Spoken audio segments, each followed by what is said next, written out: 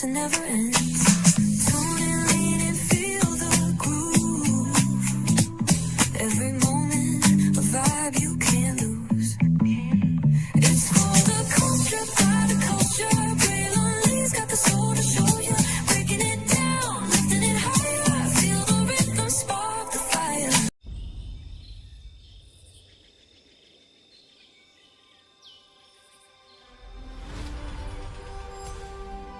Here you leave today and enter a world of Mickey Mouse! A world of princesses.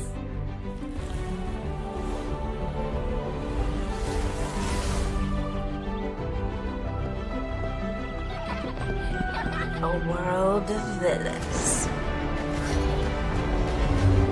And heroes. Raise your sabers!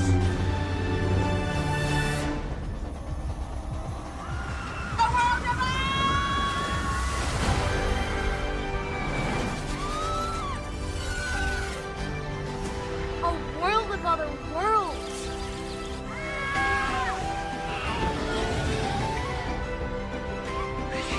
A world of all the favorites.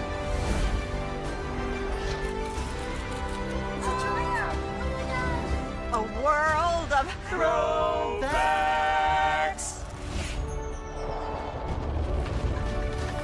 A world of for whatever you love. Infinite worlds await.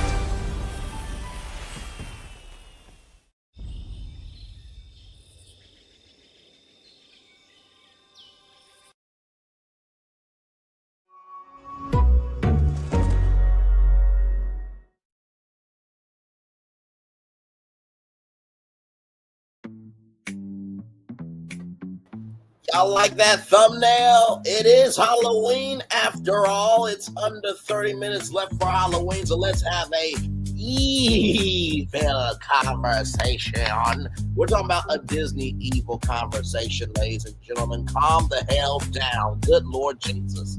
We're going to talk about Villains Land, ladies and gentlemen. We're going to talk about Villains Land coming to the Magic Kingdom at the Walt Disney World Resort. Higher is waiting, low is available, but either way, we got to go on tour one more time. Yes, indeed. Let me take down this iconic intro here.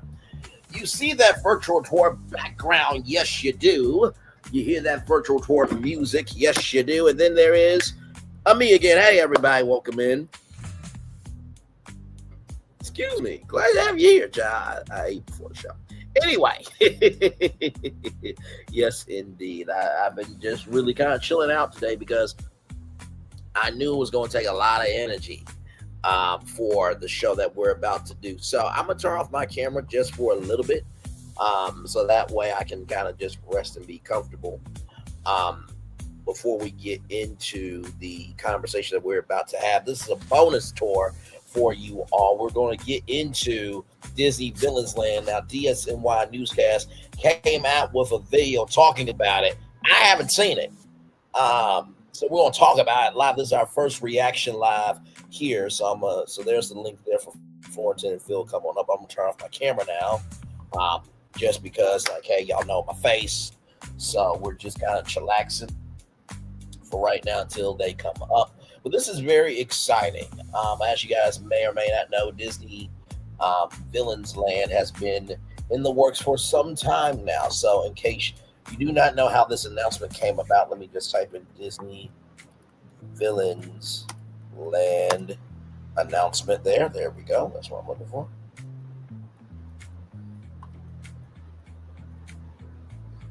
And of course, we got some offhand Disney as well.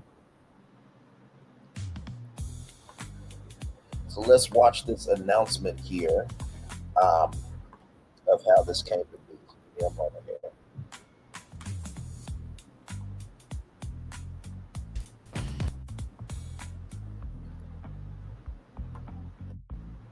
I bet you didn't expect us to close the show with Deadpool, did you? Well, I told you tonight would be full of surprises, and there are so many more to come as we enter this incredible new era. I really want to thank all of you for being.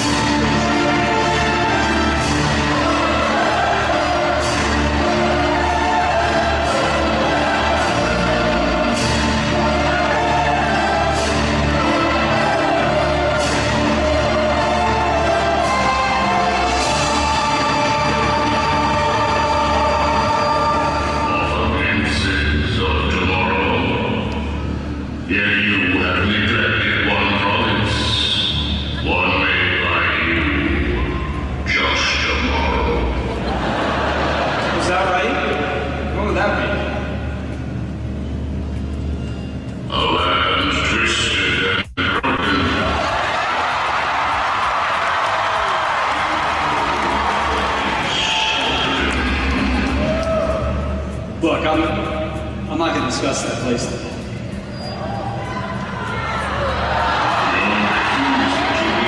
This dark new creation leaves us with no choice but to offer persuasion.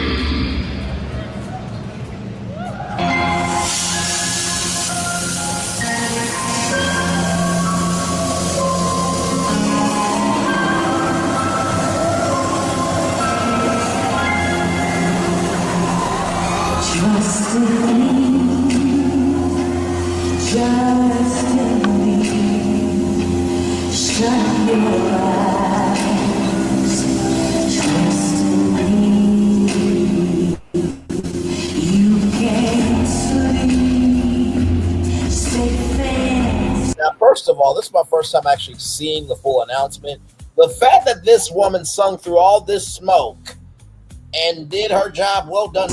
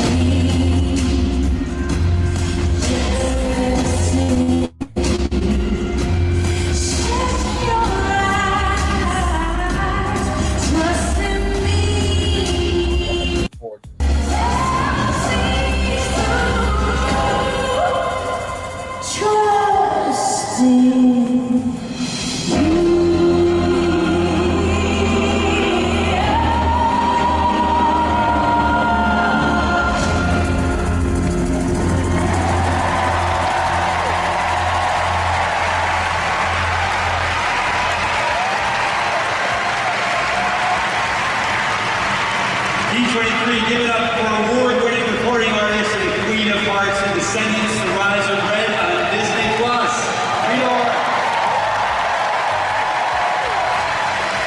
That was amazing.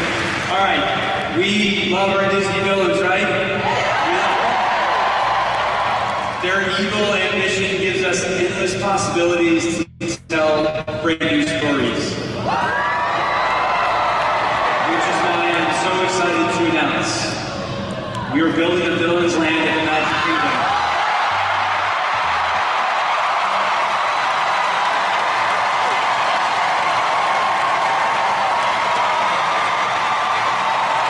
So that's how the announcement came to be. Hey, Fortin, welcome in, good sir. Glad to have you in. Hello. So this was where it all began. At the D23 Expo. Now, for those of you who don't know, the D23 Expo is the big kahuna, and Destination D23 is the small kahuna.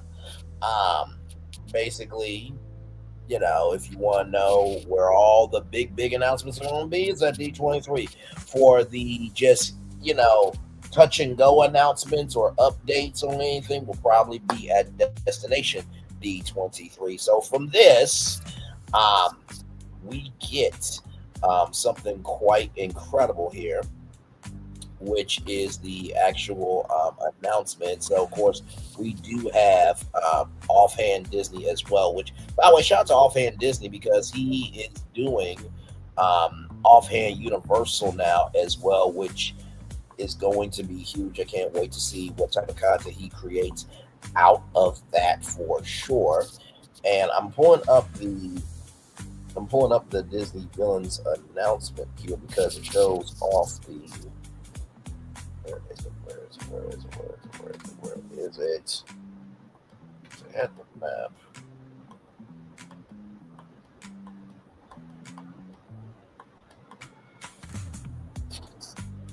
Where is it? What the hell?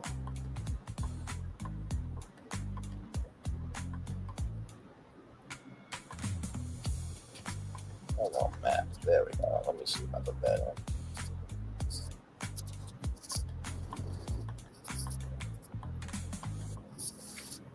Because it had, okay, so here it is here. So right in here, hang on. Second rumor is that the whole area will become villains. So Cars is going to be here, Pittston Peak, and then all that is going to be villains. So that backside there. So here it is here from DSNY Newscast. I have not seen this as of yet. I know that Phil is trying to hit the link. So Phil, do you want to go ahead and then you jump in where you can, or?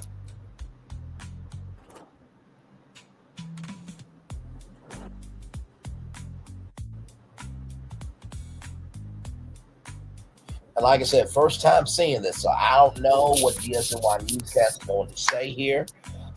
But as we get ready to, okay, go ahead. Okay, gotcha. All right.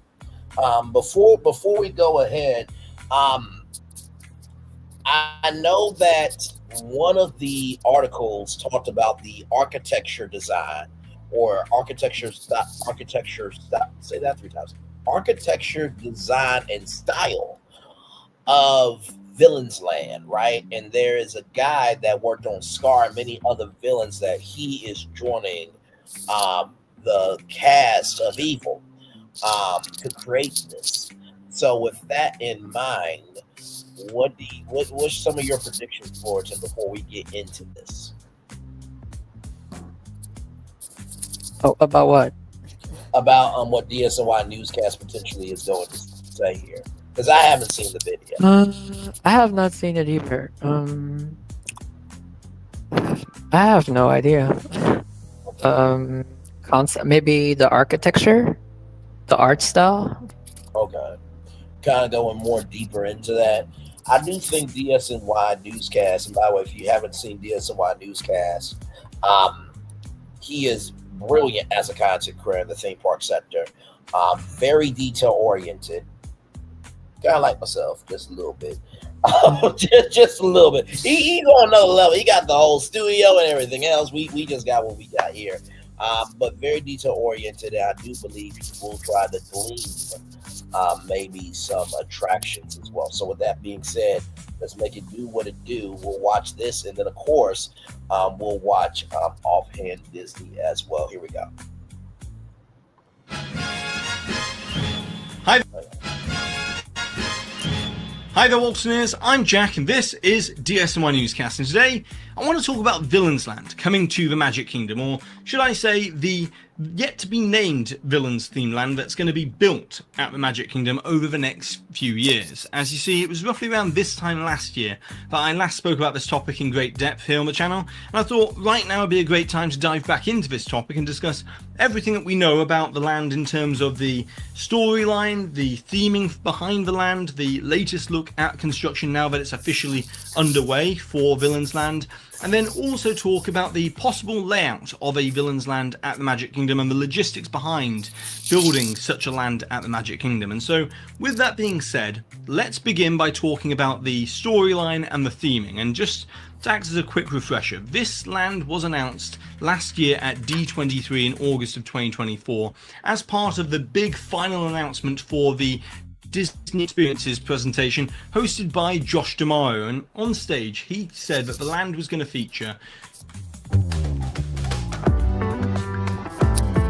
out to the Venetian Hotel in Vegas. Oh, Yeah. the Two Venetian. major attractions.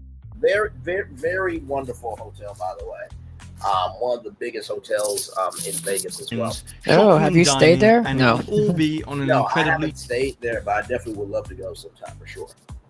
twisted grand scale. So they're going big with this land. From what I've heard, Imagineering really are very invested in this project, and they really do want to blow away everyone's expectations for a Villains Land, and they really want to go big for this project. So hopefully that's what we see in a few years when we get to actually walk into this land. But then we come to the villains within the land, as you can't really have a Villains Land without the villains, and we've got our first indicator at the types of villains that we'll see within this land, as last year at D23 in Brazil in November of 2024 they showed a presentation slide that featured various villains, and on that presentation slide we had the Evil Queen from Snow White, Maleficent from Sleeping Beauty, Captain Hook from Peter Pan, Jafar from Aladdin, Hades from Hercules, Gaston from Beauty and the Beast, Ursula from Little Mermaid, Cruella de Vil from 101 Dalmatians, Queen of Hearts from Alice in Wonderland, Lady Tremaine from Cinderella, Yzma from Emperor's New Groove, Mother Gothel from Tangled, and Chernabog from Fantasia. Now, I do want to bring something up here very quickly, if I may, ladies and gentlemen. There is a show called Disney's Villains Ever After. We're going to get into that a little bit later, but I wanted to bring that up because I don't know if the show is still going on at the Sunset Theater, but that was brought in as a way to transition the Lightning McQueen show that used to be there. But it was also a filler show to showcase what could be possible with that show. If you guys remember, I talked about how the magic mirror could be a very integral part of Villains Land, but we'll get to that a little bit later. Fullerton, what are your thoughts so far up to this point? Anything standing out as different, or are you kind of in alignment with what DSNY is saying here so far? That's a lot of villains. Yeah, I know, and it's kind of making me think of how they're going to take each of these villains for one land. Are we going to have multiple attractions based on each villain? Will there be, maybe a dual villain house where, Chernabog is the overlord and then Hades is under him, and we're seeing that dynamic of Hades versus Chernabog? Like, that's kind of where I'm headed right now, but that's all speculation. But yeah. If they all get their attraction, then can we get all the attraction for the princesses? Make it fair. Yes, make it fair for sure. All right, back to this commentary. Now, those are the villains that they're willing to announce so far, but thanks to touringplans.com and the Disney Dish podcast, who have obtained a survey on the popularity of the villains and surveying the familiarity with the guests of certain villains. And one of the villains that was showcased within this was the Horned King from the Black Cauldron. Now, if you know animation history, the Black Cauldron was one of those movies that, it's kind of infamous because it did so badly at the box office in the 1980s. And so over time, it's kind of been shuffled to the back of the shelf in terms of Disney ever featuring the Black Cauldron. But it's very interesting to see them mention the Horned King, as Wyatt Winter, who is one of the Imagineers who's seemingly on this project, has stated in the past that he thinks that the Horned King is an underrated villain. So maybe we're going to see more deeper cuts for this Villains Land and really looking at the full breadth of the villains that they have within their animated catalogue to showcase within this land. But then we have to talk about the narrative, as Disney do like to have holistic storytelling behind the land to make it make sense. And so with this, I think we should look at the Magic Mirror. As first of all, on stage last year when it was... Wait a minute. Did me and the DSNY Newscast have a telepathy moment just now?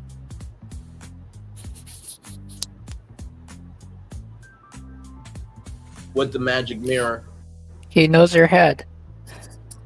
There it is. Let's keep going, everybody. Announced, they used the Magic Mirror as part of the announcement. Then we've had Villains Unfairly Ever After, where the magic mirror has been critical to that narrative behind the show of where the magic mirror is using us, the guests, to help decide who's been most unfairly treated of them all. And then also, whenever the villains show up in Phantasmic, the magic mirror is used within that as well. So whenever villains show up, magic mirror kind of goes hand in hand. So I kind of think that the magic mirror will be used in some way within the land as well. And I'm just speculating here, but I think it would be really cool if they kind of had digital displays within the windows of the shops and the different buildings within the land, where they could dynamically come to life and become interactive with the magic mirror, showcasing different types of villains that would be there in animated form, kind of banging on the magic mirror glass to try and get out through the land. I think that would be... Wait a minute.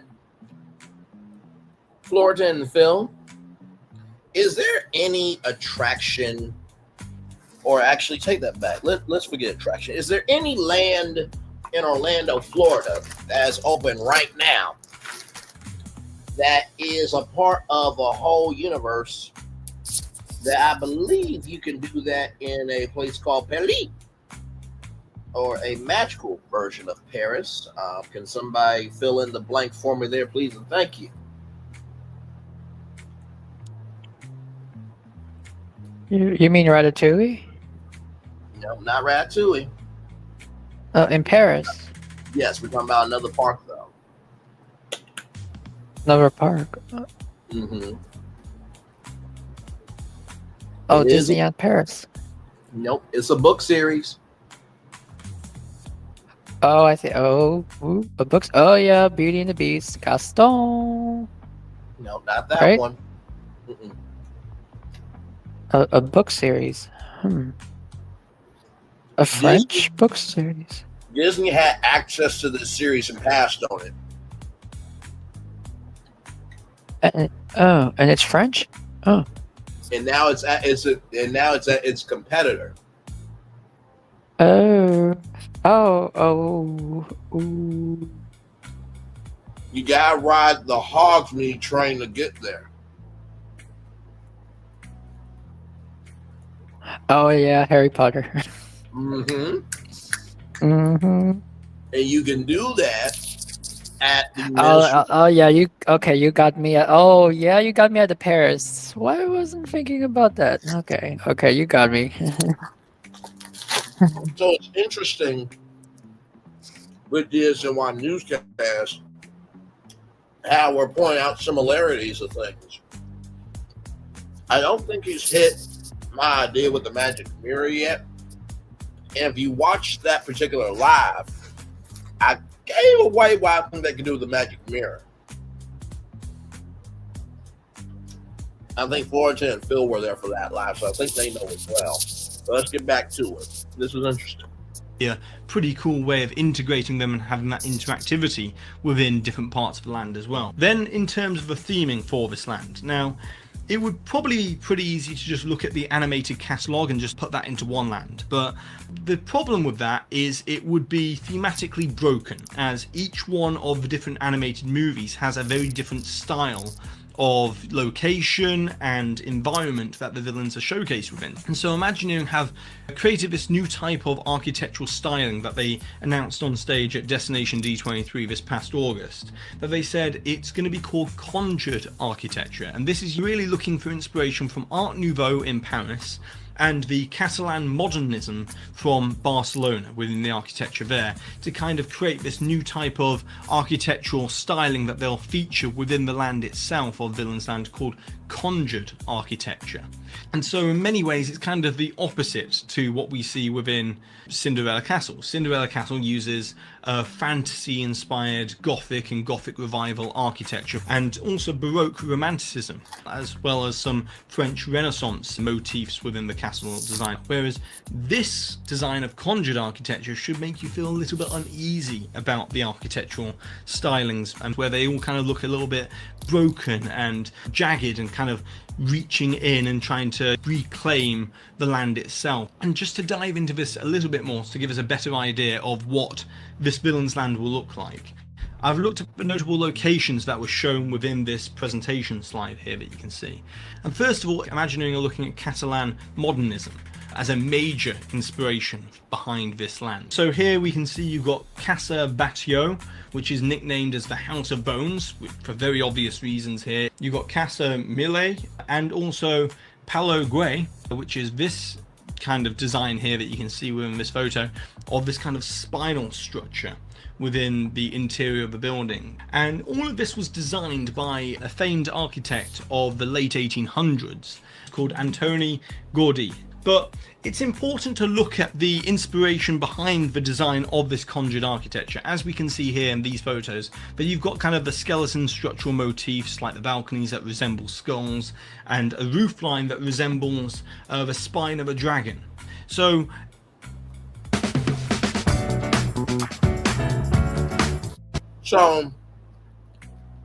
when it comes to that spine of a dragon, could we think about Maleficent? And maybe that the roof could be the scales of Maleficent's dragon.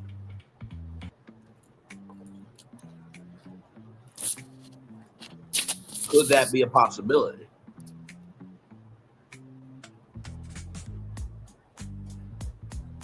Could be. You see, with the theme park industry, whatever you think something is always more than meets the eye of the words of Optimus Prime.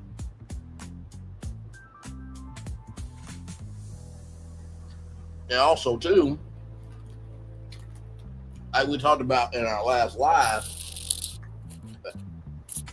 about Disney was so detailed back in the day, this could be a way for them to really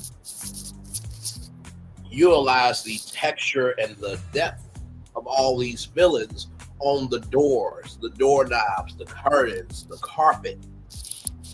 I mean, let's not forget about one of the most famous wallpapers of all time in the Haunted Mansion. To the point where people literally get that wallpaper to put in their house, which I don't understand why, because, you sleep and it moves, then, you're kind of screwed, essentially. But just saying. Let's see. Same on detail too. Absolutely, you are my friend. I made a dining experience around the Horn King. Awesome. It's an epic universe. Yes, very far. I thought the boy was English. You mean DSNY Newscast? I think he is British. I think. All right, back to the commentary here. Here we go. all of these kind of elements here that will kind of build this Villains Land aesthetic and the theming of the land itself. And then also in terms of the ironwork and the more decorative elements within the land, they looked at more Art Nouveau in Paris, and we can see here ironwork that was designed by French architect Hector Guimard, and this kind of looks very much like inspired by the thorns of a bramble bush kind of thing within the actual decorative design there as well, and that will be very much for Maleficent, I think, within the designs of Villains Land as well, that kind of decorative ironwork that we'll see within the land as well. And so what we can expect from this Villains Land in terms of the theming is something that's very rooted in reality for the actual design itself, that isn't going to be overly cartoonish or anything like that. Now, the next thing I want to talk about is the latest construction now that it's officially underway, and also the possible layout for a Villains Land. But before we do, I just want to say a quick thanks to the sponsor of today's video, and that is Uber Eats. As you see, when I'm making these kind of in-depth, longer form videos, I oftentimes spend hours and hours and hours editing these videos, and I can lose track of time. And that's where I found Uber Eats to be really useful, as I don't have to skip lunch or skip dinner. I can just open up the app and easily order in just a few taps from hundreds of restaurants. But it's not just about ordering Uber Eats to my home. I actually find Uber Eats really useful when I'm traveling, as back in July when I visited California to go to Disneyland and Imagineering HQ, I got into California so late at night that I didn't want to go out and try and find a restaurant and have a sit down meal and all that sort of stuff. Instead, I just got to my hotel room, I opened up the Uber Eats app, and I looked at the hundreds of restaurants of all the different types of cuisine that they had available in the app. and I ordered and had it delivered by Uber Eats directly to my door with no contact required, which was fantastic, because then that way I could get an early night's sleep and get going for the tour of Imagineering the next day.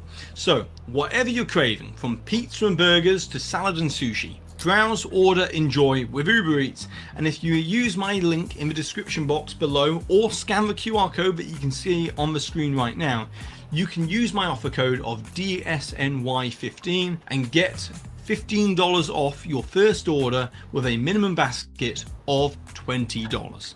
Thanks to Uber Eats for sponsoring today's video. Now, as promised, let's look at the latest in terms of construction on this Villains themed land. As you see, Rivers of America closed back in July, and Disney has now finally got all of the construction walls up around the perimeter of Rivers of America. So they've now drained the Rivers of America down to the basin, and they're starting all the preliminary prep work for the construction site of Rivers of America there. And as we can see here, thanks to BioReconstruct over on Twitter, or X, who does fantastic work in terms of always getting these aerial images of the Disney parks for all of us.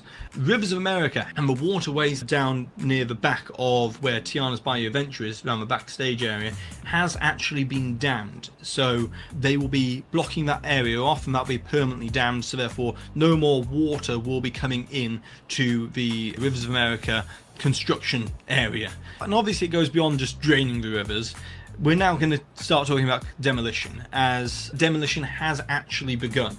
As we can see here in this image, thanks to BioReconstruct, that Fort Langhorne has been completely demolished, completely torn down in this image that we can see here. And then also in the front section here, Art Polly's has also been completely demolished, along with the dock in front of Art Polly's for the former quick service restaurant there. And also on the other side of the former Tom Sawyer Island, Harper's Mill, Potter's Mill, and Huck's Landing, which is where the watercraft used to dock up against, has also been reduced to rubble as well, as we can see in these images from BioReconstruct. And also thanks to blogmickey.com, we can see here in these photos that they've also begun to demolish the cave systems that were also on Tom Sawyer Island as well. And so as we can see, they're moving very quickly on the demolition of Tom Sawyer Island here, so therefore they can begin the land grading and begin construction for the front section, the 4 acres at the front, which is where the Cars National Park. Now this is Piston Peak. For those of you who don't know,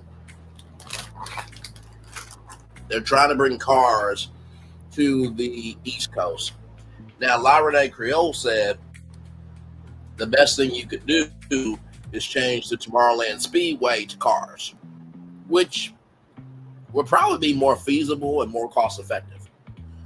Because what you don't want to do is do something that the people don't like, which you're doing, and it doesn't work out. If it doesn't work out, then you're screwed at that point. Hey, you Phil, welcome in, good sir. Hello, you can see me now?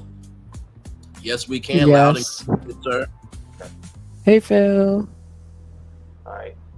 I think, okay. I'm going to have to ask you guys about some tech support about how to get this, working, the webcam and the audio tomorrow after the show, because once again, for the third time, I have to use my phone. I don't understand. I got a webcam that's been built into my laptop for the last 7 years. It may be your browser too. Well, that's the thing. The how to modify audio settings says like turn off a bunch of firewalls, or the camera, and I did all of that. I must be doing something wrong here, so I'll bother you guys tomorrow. Well, we'll get it together for sure. Oh yeah. So what are you thinking about what DSNY Newscast is saying so far? Is there anything that is is there anything off the wall to you that you've heard so far, or are you agreeing so far with what he's saying? What's your take on what he has said so far?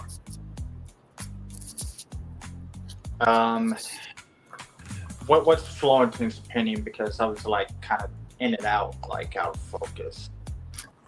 So basically, he talked about the conjured architecture and how there's going to be so many different villains.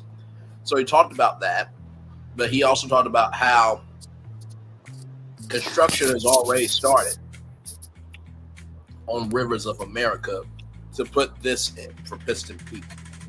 So he was basically saying that when it comes to Villains Land, it's going to be very interesting to see how they're going to blend so many different villains from different movies. It's a good thing you just came on because the footage was sad.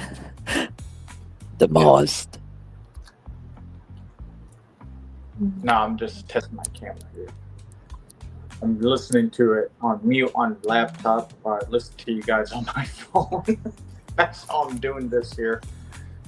Understood. Well, I think I do have some exclusive footage here. If you guys will just give me one moment. Now, you won't see this anywhere else. Just give me one momento. Now, I can't really say where I got this footage from. As you guys know, on Brayley Virtual Tour, a lot of people, they know what we do over here. And so they trusted me with this video here. Give me one moment. I think I'm almost at it here. Hang on. Oh, come on, damn it.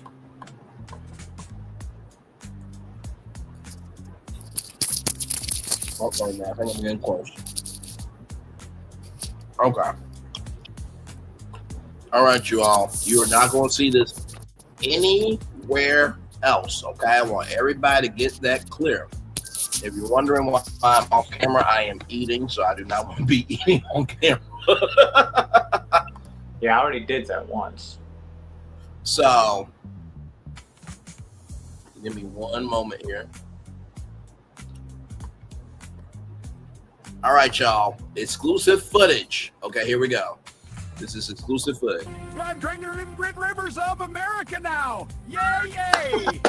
Oh, you're not going to see that anywhere else. Of America now. Yay, yay. I don't know why he would jump in with full clothes on. Yeah, I don't know.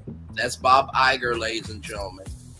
But I saw him jump into the river myself when I was at Disney World back in May. Well, there it is. So, yeah, there you go. Exclusive footage, ladies and gentlemen. You won't get that anywhere else but here. I Okay? provided footage. But back to this. I love our damn show and our damn crew. But back to this. What you don't want to do is install something like this where after you've announced it, people are automatically hating it. And they're hating it not because of what it is, but because of what it replaced. And sometimes people may be upset because of what it replaced based on sentimental value, but this was completely different because it was foundational. So you're replacing something foundational to put something in that may or may not work. If this does not work, then you will have the biggest L on your face that you guys have ever had. And will you be willing to be humble enough to go back to what you did? Right? Because at this point, how I see it, and you guys can let me know what you think about this, the Haunted Mansion is in this area, correct? Mm-hmm. Yes. Wouldn't it make sense to have a Haunted Mansion Park or Gracie Park right there that could lead you into Villains Land?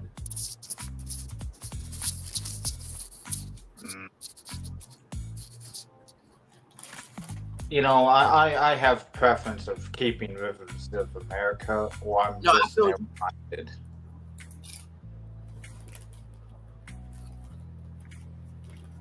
I absolutely feel you. And that would be my take too. I'm just saying, if they wanted to do anything with this, wouldn't Gracie Park have been a better option? Because at least, you know, story-wise, it would have connected it to Villains Land a lot better. Yeah, hold on, wait a minute. I just recalled something Now, I left a message to Ron, and he said, like, this was back in June or May or April even. You know, we all know Ron. Yeah. Yeah, okay. That I had an idea of, like, let's incorporate, okay, they don't want to do Tom Sawyer Island, okay, let's make it National Treasure. Mm-hmm. And we can tie in that to Liberty Square, the Knights Templar. Right. And there's a show out of Nova Scotia, Canada, if you ever heard of it, called Oak Island. Okay. But it's a buried treasure that people have been searching for many, many years. It's kind of worth watching, like, or reading up about, because it's very interesting history. They've been looking for treasure for many years, and there is a curse attached to the treasure. You need 7 souls to have the treasure revealed. Okay. So it somehow ties to the mansion that way. Okay, I think I can see what you're saying. Because it would it would blend it very well, because you think about how long ghosts have been around, right? Mm-hmm. And so you have these ancient ghosts, and there was, the Curse of the Black Pearl. I'm loosely using that, ladies and gentlemen, as a stepping stone here, because I think I see where Phil is going here. Mm-hmm. So you have historical ghosts that back in the day in the 1800s they existed. So there's this story, like you said, about these 7 souls, and these ghosts have been around, throughout different years, right? And throughout different generations. So now that story finally comes ahead to 2025, and Tom Sawyer Island has been taken over by these ghosts. But the gag is, as the people say, that these ghosts were around during the days of Tom Sawyer as well. So now you're blending Liberty Square with the historical nature of these ghosts and the treasure, along with the scary elements of the haunted mansion. Yeah, you could use it that way. The caves are going to be more immersive. You're going to see probably shadows on the wall. Right. And definitely. Because I recall there was plenty of immersiveness inside the caves, like howling winds and... Sure. There wasn't any whispering, but if I play audio off of YouTube, every audio of Tom Sawyer Island's cave has some whispering or some audio track of, like, faint screams and whatnot. Right. Which is weird. I didn't hear that at Disney World at all, unless they turned it off long ago. So. Right. And this was back in May. Understood. Well, shout out to Ronnie Bradley, who has gotten, I think he hit a subscriber milestone. And I think WDW Pro also hit a subscriber milestone as well. Oh, yeah. So congratulations to both of them. And in addition to that, I think that that's a great perspective on that.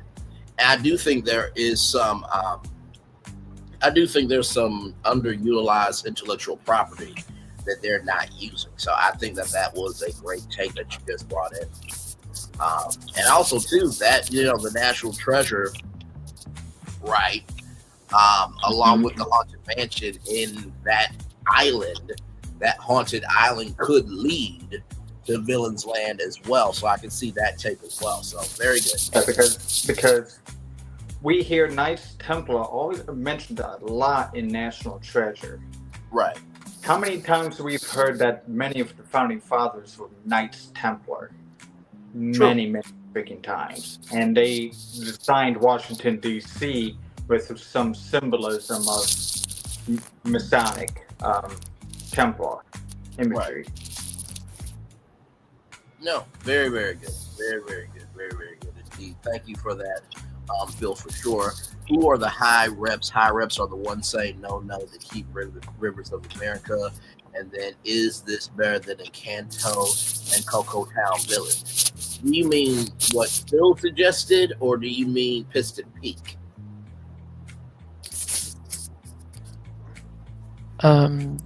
Instead of Piston Peak. Are we talking about the beyond Thunder Mountain area? Yeah. Oh, you mean the Tropical Americas, right? No. What was in the beginning? Beginning was never cars. Wait, say that one more time. In the beginning, it was going to be Coco and Encanto. Oh, okay, gotcha. Okay. Because when you said Encanto, I immediately thought of Tropical Americas. So my bad. Okay. Yeah. You know what? I have to say that I think Encanto and Coco has more legs in terms of world building than Piston Peak. Because honestly, to tell you the truth, you might as well just make a Brother Bear Park at that point. I mean, honestly, if Yogi Bear came into the Disney family, hey, boo-boo, guess what? We have Jellystone Park at Walt Disney World now. Like that's how redundant this park is. Like, you can slap any intellectual property, make it themed to a, national park, and then be done with it. That's how lazy this is. And I say that very disrespectfully, dude. So.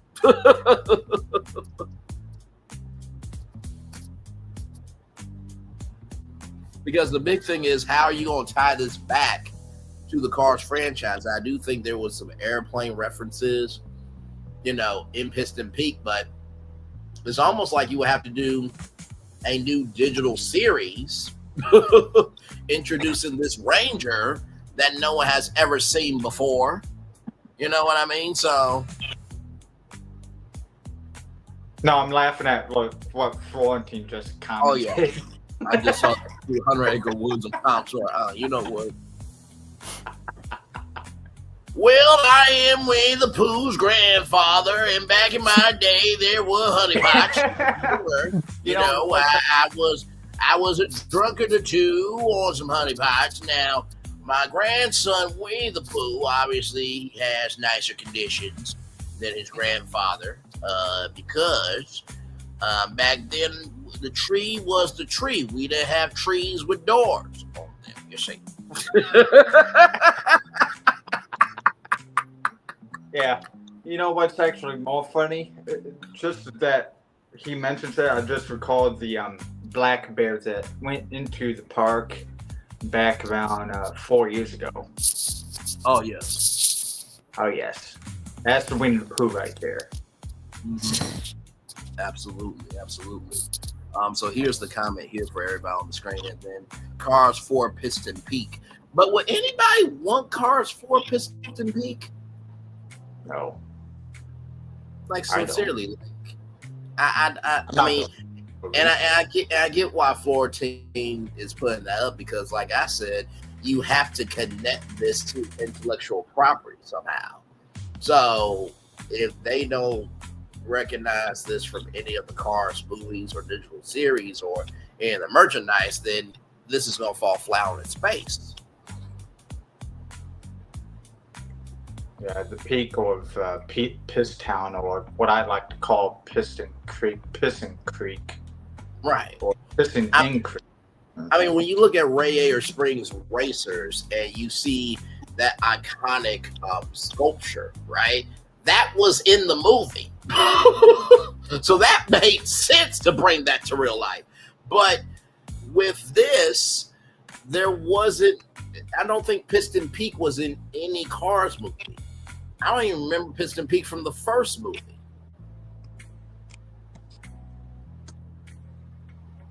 Yeah, I never watched the movie at all. Never have. Just only watched the Cars. Cars, the first one? No, I watched the Cars 1, watched Cars 2 and 3. And Cars 3, I tried to forget. Understood. Because Cars 3 were like... Yeah, I know. Go up here. I know Cars 3 was a mixed bag. You know what I mean? But also, too, hey, Linnell Stiller, welcome and glad to have you here. Is the excuse to fit within Frontierland? Yeah, and that's what it is. And people can tell that it's a cheap excuse to fit within Frontierland. I will say this. I think... No, go ahead. It does not fit into Frontierland. They're trying to change the narrative. Yes, no, for sure. And also, too, here's the thing. If you're going to think about Frontierland, wouldn't it make sense to kind of do, like, you know, the horse buggy and the buggy being able to talk? Like, that would be like pre-Cars if you're going to keep it into Frontierland. And that might be a good idea. That's a cool idea. And like I said, that's a bit of a stretch, but at least it makes sense within it. And with Cars 3, I will say this. I think Crystal, Miss Ramirez, I think it was nice that Lightning McQueen had to rely on someone younger to teach him how to be better. Because you think about that. Think about Doc Hudson and Lightning McQueen, right? And how Doc was Lightning McQueen's mentor. And so you have this young gun teaching Lightning McQueen. So it was a passing of the baton, and maybe they didn't do it the right way. But I will say at least Disney Pixar invested into Cars. They didn't just let it sit there. So while people may not like 3, at least they invested. Yeah. Because think about how many other films have not been invested in. Yeah, and being that how... Sorry, interrupt. I don't know how 3 is going to lead into 4, being that how 3 ended, so... Right. So, I mean, you would have to look at 3, right? And then it would have to be maybe some, I don't know. Maybe there's somebody that's trying to, you know, take over the world and destroy nature. And so you have this, you know. Well, didn't they try to do that in number 2? Yeah, I was just trying to think of some way to tie it in. Or you know what? Wait, scratch that, because I think you are right. Maybe, just maybe. Number 2 was just practically that. Yeah. I was about to say maybe, just maybe, there is Lightning McQueen's dad that, you know, he was found in a national park, and then there's the race to get back to his son. Bit of a stretch, but you know what you can find in a park, in a forest sometimes. You know, I mean, there are old cars that are, you know, just there. So maybe that could be a way to bring in to Piston Peak. But still, who would be Lightning McQueen's dad's voice? Who would be his mom? Who would be his sister? So that could be new, but it has to be authentic. You know what I mean? So, yeah. And I just thought of it. Maybe Crystal Ramirez, the yellow car, maybe her parents come through. And, you know, in a conversation, it's like, well, I never really knew my dad. And then we go to this national park called Piston Peak. And, oh, my God, I'm still alive. I got to go get my son. You know what I mean? So, something. But yeah, floating, that is confusing. Yes, that is true. Now what they said was that was going to be a part of Tiana, which was going to be a series on Disney Plus. That was going to tie it into that. And because they didn't tie into that, it, you know, just became out the blue. There was a point in time where Disney could do rides that never really had any intellectual property, and you had to go to the park to see it. But now because it's okay, it's got to be a Disney 360 experience. They can't use that loophole like they used to. You know what I mean? So you don't even ride Lightning, not Vader. Absolutely. And you know what? Honestly, to tell you the truth, I think that's what they should have done. Is keep the Liberty Bell, but name it after Tiana's dad. I think that would have been really good to tie that into the ride. Like, you know, sometimes when I'm riding on, Otis, the Liberty Bell, the steam engine mode. When I'm riding Otis, I get to see, that, New Orleans, mountain and all that stuff. Like that would have been a great way to tie that in. I definitely would agree. So Disney, like I said, $60 million a year. My salary is 20, Phil's salary is 20, and Florentin's salary is 20. So that's $60 million. We're available, but we have to have full creative control. And if you're asking why, just look at the last live we just did. Yeah, exactly. I just had a thought. What if you can incorporate a riverboat to Port Orleans Resort and have a piano's restaurant in there? Yes. No, absolutely. I'm surprised because they Port Orleans is all themed around halfway around Piano's Bayou already. Yeah. No, absolutely. And I'm surprised they haven't tried to do Tiana's Palace as a sit-down restaurant in there. I remember when we talked about, I think it was a long live. We talked about Pleasure Island and how there was going to be a restaurant off of Splash, the movie. And I'm just like, if they would have just stuck with Pleasure Island and being able to experience the pleasure of, the senses of being an adult, but also the senses of being a child. And I'm not talking about Never Everland, ladies and gentlemen, and Peter Pan.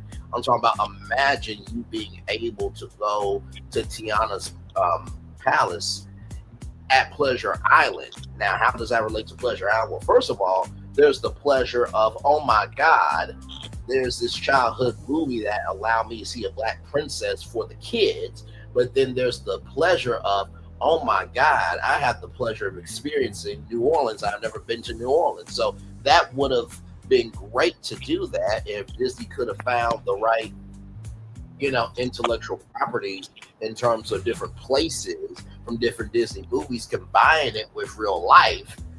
They could have kept Pleasure Island known.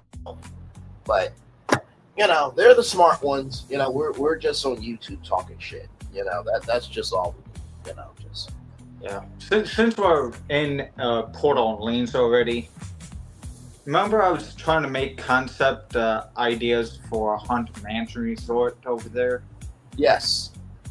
What do you think of doing that? No, I think that's a really good idea.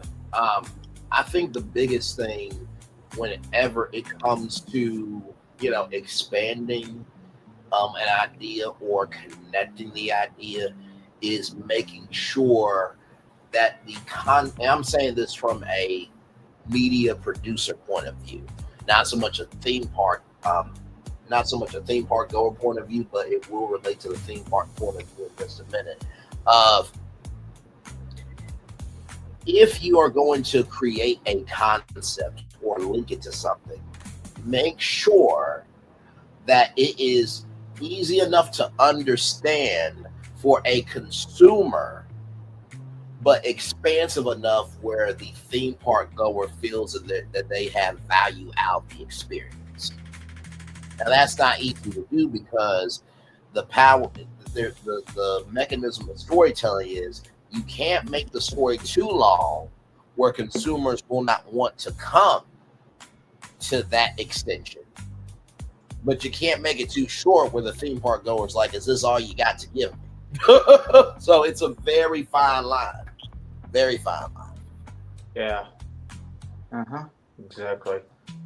Speaking of which, I made a concept that long ago, and I never added to it. I just only got a nice, pretty little picture to go with it. So continue on with whatever we were just talking about. Here we go, y'all. DSNY Newscast. Here we go. Park environment of Piston Peak National Park is going to be within Frontierland there. Now, another interesting thing from these construction images is that the railroad tracks around the perimeter of Rivers of America, around the back of there, have also been completely removed. Now, the railroad remains open, but it's operating in shuttle mode from Main Street USA Station all the way up to Storybook Circus and back, and it's just shuttling guests back and forth on that side of the park. And the reason why Imagineering have most likely done this is because of the location of the laydown yards, which are fully under construction at the moment, as we can see in these images here. That the laydown yard around the backstage area of Tiana's Bayou Adventure and down around there, that has been completed, and we can see the Imagineering offices have already been constructed on site there, as we had permits filed for that. Imagineering. Now, Disney, I'm not trying to be rude to you, but let me go back for a minute. Why would y'all put y'all shape of the offices in terms of an L? Why are y'all calling yourself losers from the sky? That's not right. Now, if y'all believe that about yourselves, y'all can say that. We'll agree with you. But y'all didn't have to put in the shape of an L and call yourselves losers. I mean, that's just disgusting behavior. I'm being facetious when I say that, everybody.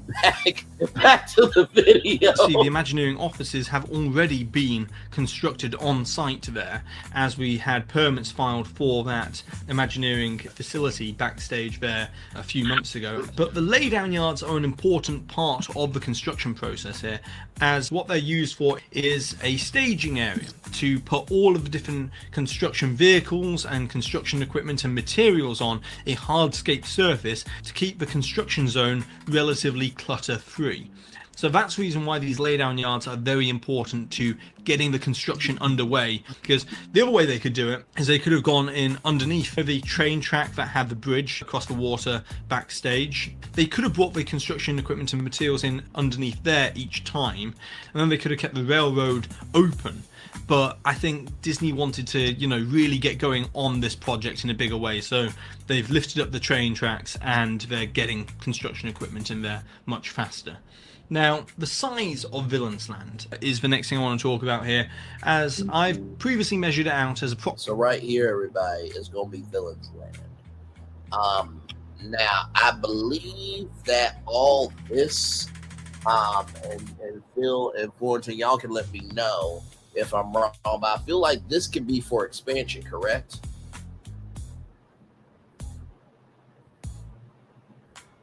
Oh, yeah. Yeah, that soil right there, there's a map. You ever seen that map of the plan to develop the land to 2035 survey? Did you see the survey map? Okay, yes, they in very much detail, that land right there that you just pointed at, right here, is kind of needs a little bit more extra work versus the land right beside the just south of where you're pointing your cursor at. Okay. That land right there is more, soggy, more, soft land south over by where they dock the boat. Gotcha. Yeah. But it could be doable. It'd take more time. Yeah. And thank you for. I mean, no, go ahead. It was all swamp at one time, anyways. No, absolutely. And I'll only ask that because this is 11 acres here, and obviously, there's only so much you're gonna be able to do within 11 acres, right?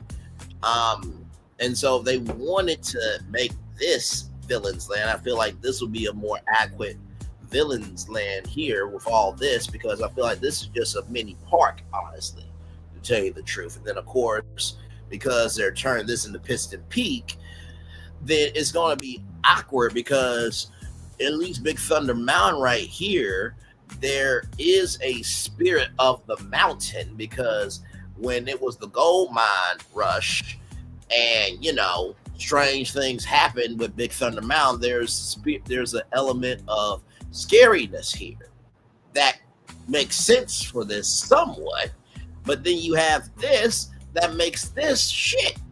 essentially.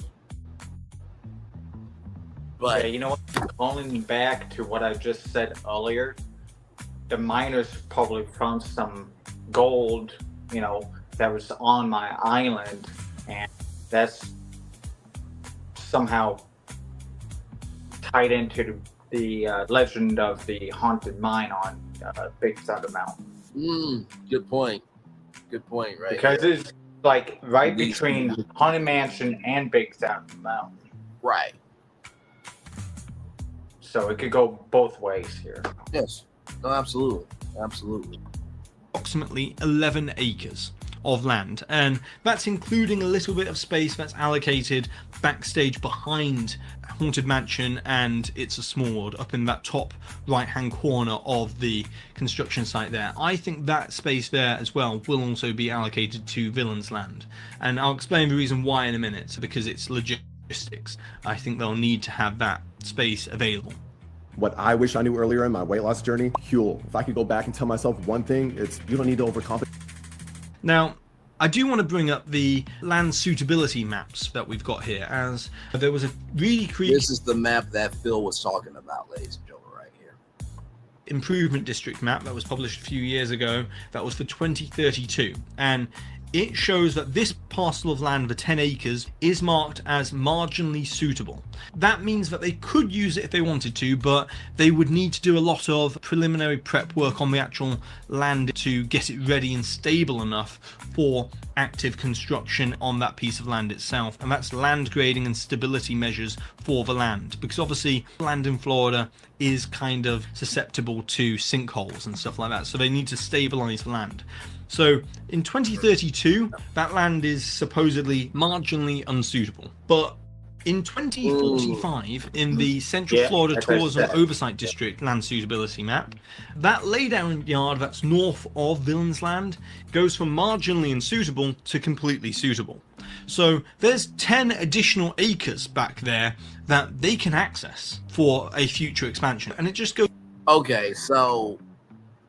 once again, DSNY Newscast and me are in sync. So by 2032, it's not suitable, but by 2045, which it's crazy to think that there's a year called 2045, that eventually this will become suitable. But the problem is, when that year comes, you have to think about, will this still be a popular intellectual property for people to want to go to? And will you expand this into Villains Land, or will this be another disjointed expansion? That's the real question. Yeah, I'm pessimistic on it, and it's going to be part disappointed. Understood.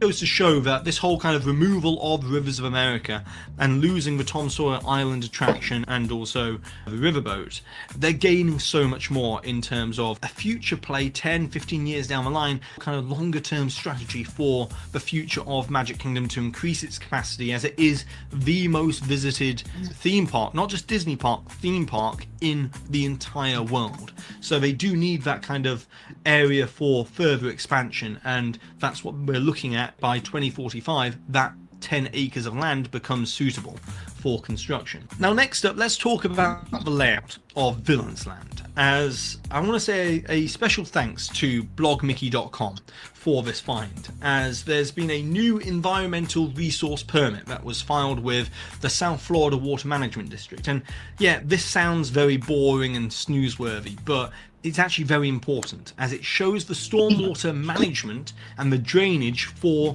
this very large expansion area.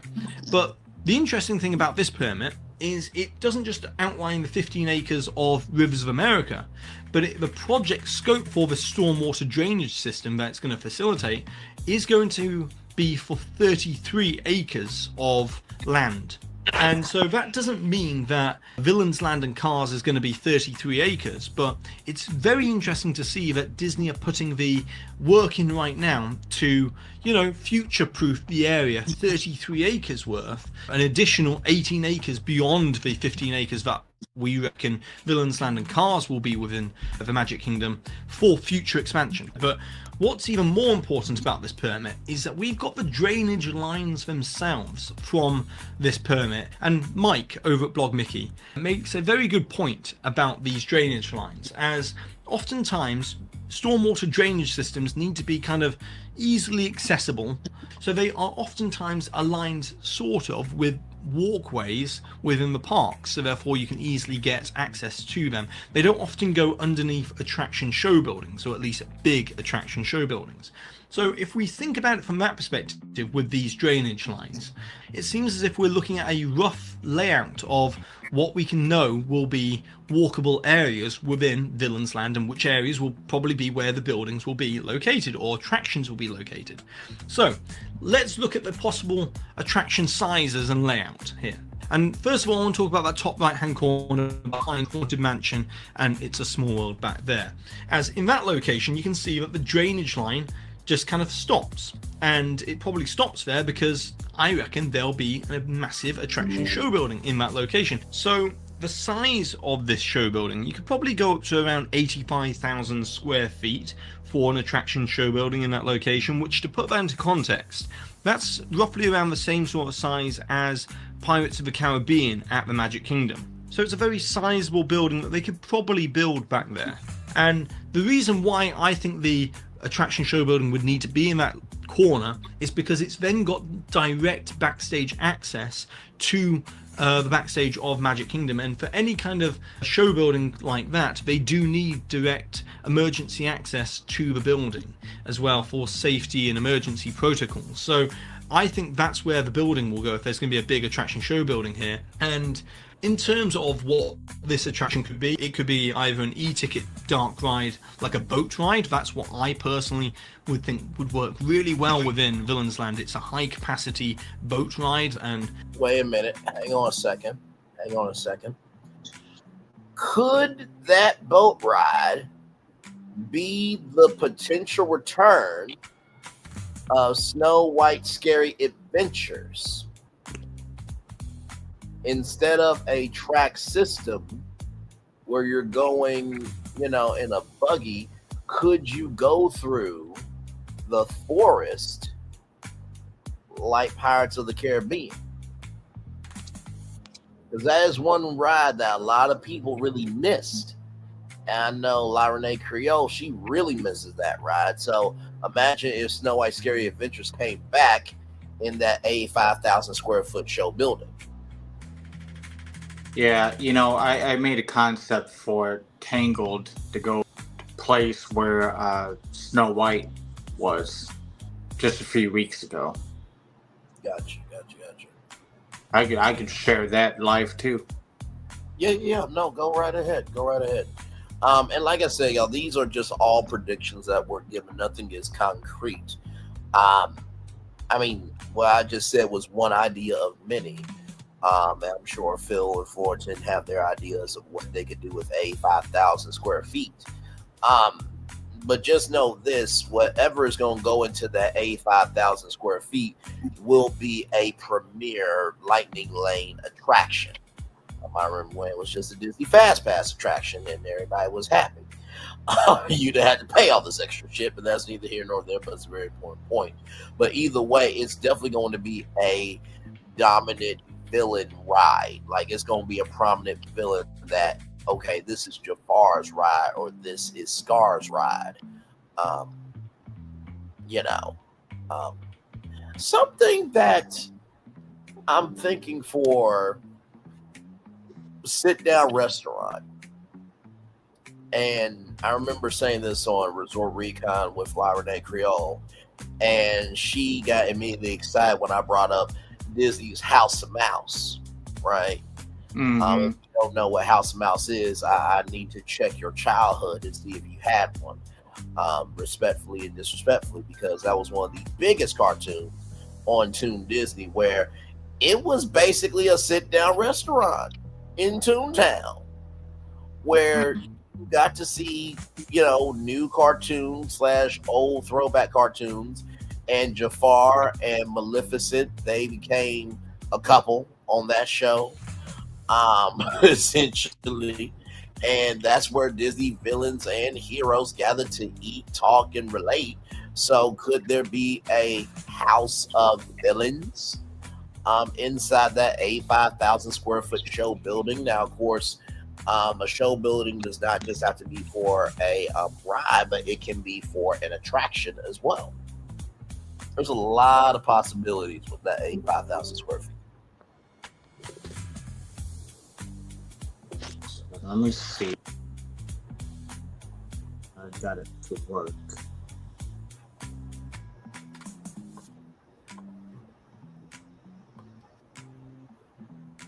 Okay, it's coming up here.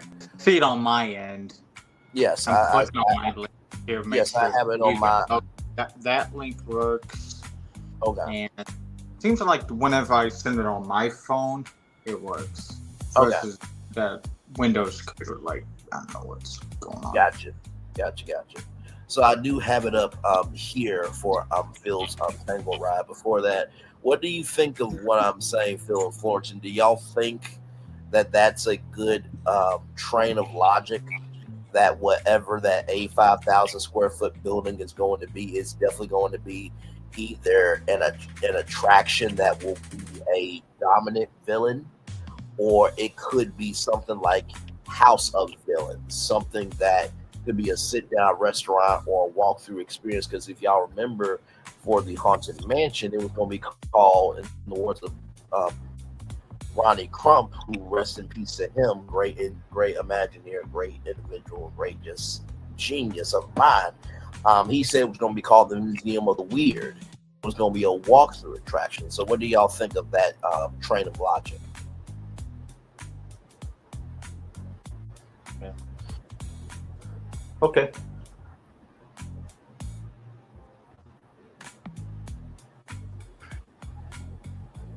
No, I'm asking for y'all take. What do y'all think of that train of logic? Does that make sense? What do y'all have a different take on what that 5,000 square foot building could be? Not at the moment. I kind of wish that Florentine was connected to the audio right now. Gotcha. Well, let me pull this up here. So this is for the former Snow White Scary Adventure space. Okay. Florentine did answer. Never mind. I think there's going to be a giant dark ride, and each room is a different villain's particular world. Okay. Yeah, you got it. Okay. Yeah, that's a good one. Yeah. Yeah. Florentine's got it. Yeah. Yeah, I like that. And honestly, I think that could be like an ultimate Disney villain's house. Each person has their own room and all that stuff. You go into Corella's room of the ride, and it's all fashion, and then you go to Mother Gothel, and it's this magical hair shop where the hair is really not that magical. It is, but she's got to have your energy to get it. Like, I could imagine that for sure there. Very well said there. Florentine and I were joking when we were discussing Villains Land that the villains have been looking for their own little theme park since taking over the House of Mouse. Yes. That one short movie ago. Yes. And they've been just like, dang it, we lost the House of Mouse. We need a theme park. Yes. And also, too, I want to give a shout out to Ridley Pearson and the Kingdom Keepers. If you have not read that book series, I suggest you do get book one and just go from there. It is a wonderful time.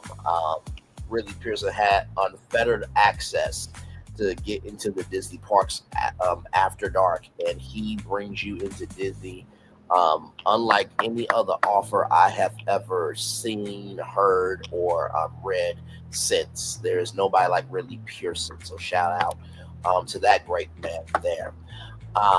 So here's the ride here from Phil Rapunzel's Lantern Festival. Yeah, this ride will occupy what used to be Snow White's Scary Adventures, currently being taken over by the princesses of Meet and Greet. Understood.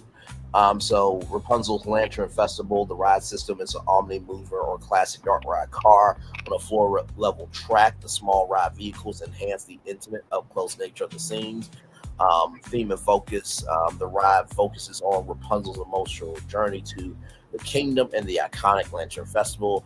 It emphasizes color, light projection, mapping, music, and connect figures over large scale scary scenes. So the queue is the Tower Shadow. The queue winds through the exterior of an ornate moss-covered tower, re-theming the castle adjacent facade.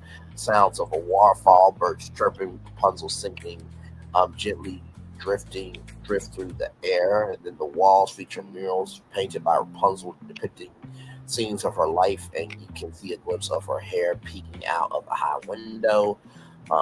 Load station, the docks, the loading area rather, is themed as a small rustic dockside landing where the ride vehicles resemble small wooden rowboats. Audio gentle and lyrical orchestral music plays. Scene 1, the Snuggly Duckling hideout. The vehicle immediately enters the dark, low-ceiled interior of the Snuggly Duckling pub. Focus is a tableau of the reformed thugs singing "I've Got a Dream" for the rider, and detailed audio animatronic is front and center with his smolder. Large backdrop behind the thugs features a vibrant painted mountain landscape using forced perspective to make the space feel bigger. Scene 2, Mother Gothel's warning: a moment of darkness. The atmosphere shifts to a tense dark forest path. This scene uses the low ceiling nature of the former Snow White ride to create a feeling of claustrophobia. A closed Mother Gothel figure appears suddenly from the shadow. She whispers her warning to Rapunzel: "Don't you ever ask to this tower again." A simple Pepper's ghost effect can be used to make her figure flicker or dissipate quickly, emphasizing her manipulative presence. Scene 3, Floating Lights. The climax. Boat turns a corner into the grand finale space, a central room where the ceiling height has been maximized to simulate an open night sky. The boat seems to be floating on a dark, reflective water, dark track floor with light effects. Dozens of lanterns float above and around the vehicles. These are created using a combination of practical hanging light fixtures and projection mapping onto translucent scrims, giving the illusion of countless soft glowing lights. Detailed Rapunzel and Flynn audio animatronics sit side by side in a small boat. Rapunzel holds her glowing lantern up. The iconic song, "I See the Light Swells." A powerful, warm, and orange and gold light washes over the entire scene, creating a truly moving and breathtaking moment of beauty and romance. Scene 4. The kingdom's embrace. The boat strips past a vibrant, brightly lit fountain. The figures of the king and queen are visible, gazing toward a painting of the flowing lanterns. A massive, colorful banner hangs declaring the princess has returned. Rapunzel's bright, short brown hair and a bright yellow dress are seen in a mural depicting her happy ending. And then the boat returns to the dock area. Audio, a lively, festive instrumental of tangled music plays, celebrating the new happy ending. I would ride that. That sounds like a good ride. I would definitely ride that. Mm-hmm. Yeah, it fits with this Fantasyland just not perfectly. Perfect dark ride. Absolutely. And thank you for that. A great job. Let's finish this out here, and then we'll get final thoughts on this. And then we have Offhand Disney, who will give us some commentary as well here. Okay, here we go. I'd theme it to Hades and the River Styx and have other villains showcased within River Styx maybe, and have that kind of be the narrative for the ride itself. Wait a minute. DSNY Newscast has been listening to us apparently, because this is what Florian literally just said. I think there's going to be a giant dark ride, and each room is a different villain's particular world, which is basically what DSNY Newscast just said about Hades, place here, and each thing of, Hades having a different villain in some shape or form. So, wow, okay then. Potentially it could be a trackless ride system, and there isn't a trackless ride system at the Magic Kingdom, so potentially they could be using that for this attraction. Or it could be possibly a ride like Avengers Infinity Defense that we're seeing them build over in California. They could be using something like that, and they use for Peter Pan over in Tokyo's Fantasy Springs expansion. It could be a mix of different things, but that's where I reckon a massive attraction show building will be located. And the reason for that is sightline wise as well. The only place where I think that you'd really be able to see this building is right next to Sir Mickey's over there, on that corner, looking straight across near Pinocchio's village house. I think in that direction you might be able to see the back of the building, but you'd have to be exactly at the right angle to see it. Now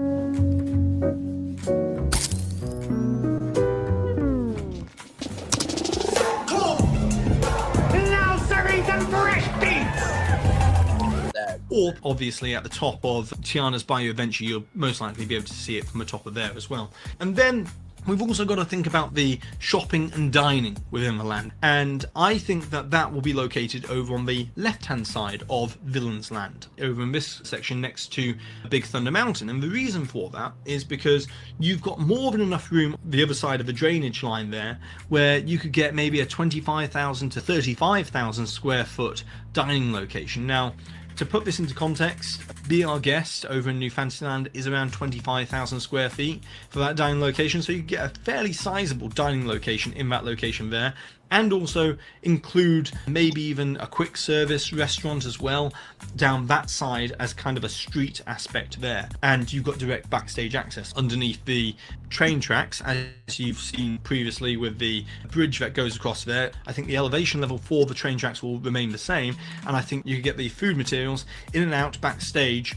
underneath the train tracks fairly simply there to restock the table service dining location and a quick service in that location without requiring to go through the central part of the land. And then you've got shops and other smaller dining locations, and they can be restocked, overnight or early morning before the park opens, and usually they're okay throughout the day. So that's how I think the layout of this land would be. So I think, as you can see here, I think there's going to be a walkway that kind of comes straight up the left hand side and winds around and kind of walks up near the train track and then towards the attraction show building. And then I also think that there might be a railroad station within Villains Land, as it'd be a great way to get a second entrance point for this land to get guests back there quicker in the morning to go on these rides. Now, the one thing we haven't spoken about is a villains themed roller coaster. Now, within the artwork that we've all seen, there is very much a villains roller coaster of some sort. So whether it's Maleficent themed or just villains themed, it's a roller coaster within the land. And I think this roller coaster is going to be within this large location here, off to the side. As you can see here, this is just an example of the Spider-Man themed roller coaster from Shanghai Disneyland, from the permit that we saw earlier this year, in that same location there to scale within Villains Land. And it just goes to show that you can fit a fairly sizable roller coaster in that location. Now, I actually think this roller coaster is going to traverse more of Villains Land than just stick to a location by itself. I think this roller coaster is going to go over guest spaces, and it's going to kind of wind around the rooftops and kind of sweep in and out. And it's really going to bring a kineticism to Villains Land. And a dragon roller coaster, kind of like Maleficent's dragon, sweeping around the top of the rooftops, I think that'd be fantastic. And personally, I think a suspended roller coaster system like we're going to be getting with Monsters Inc. over at Disney's Hollywood Studios would be a great way of having a new type of roller coaster system at Magic Kingdom. And then if you have the roller coaster go overhead, you can also have a pathway that goes underneath the roller coaster and have a loop around Villains Land instead of it being a dead end. So I think if I'm designing this Villains Land, and I've got from these past 8 years on this channel seeing the way that Imagineering design various theme park lands, I think this would make a lot of sense for the design here. Obviously all of this is just speculation at this current time, but you could fit a very sizable roller coaster within that land there and get an experience that would really add a lot of energy to the actual land itself, with a dark ride in the corner there as well.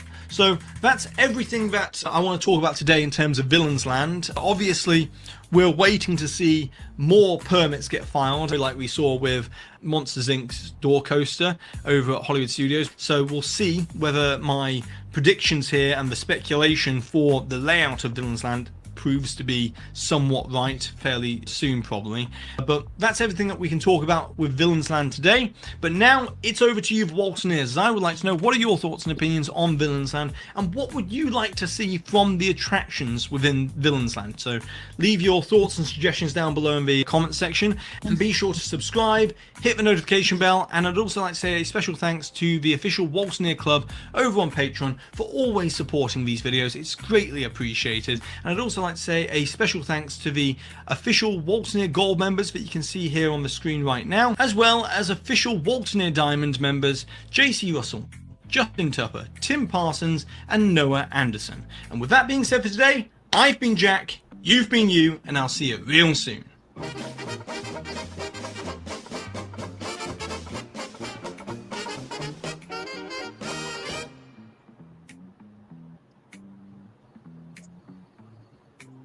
Well, that was a very informative video.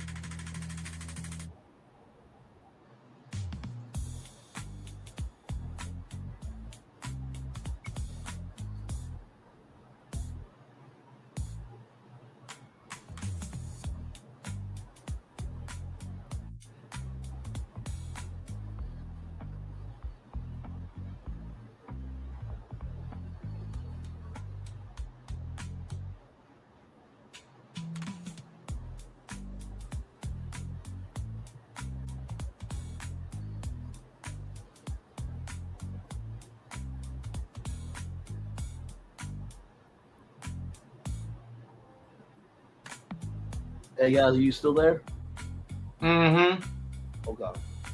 What did you Yeah, guys think? I went on to think about like concept ideas for one of the rides that we're going to just like redo or just demolish the whole entire Life Pavilion in Epcot and rebuild it even better. Okay. Yeah, Gotcha. that's what I'm doing here. Okay. But since you're back, I'm reverting the attention back to the show. Okay.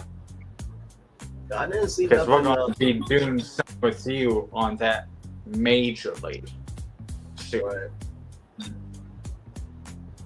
Yeah, I didn't see nothing too crazy with DSNY Newscast. I think all his predictions have been right on point.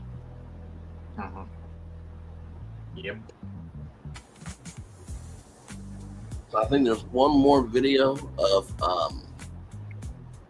I think Offhand Disney, and then that should be about it, I think. So here's this here. There we go. We love our Disney villains, right? We love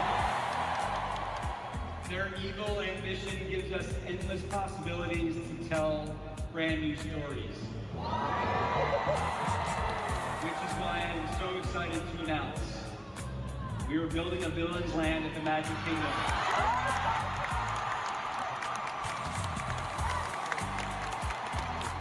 That was almost a year ago, and that's the only real information we've gotten on Villains Land since D23 Expo 2024.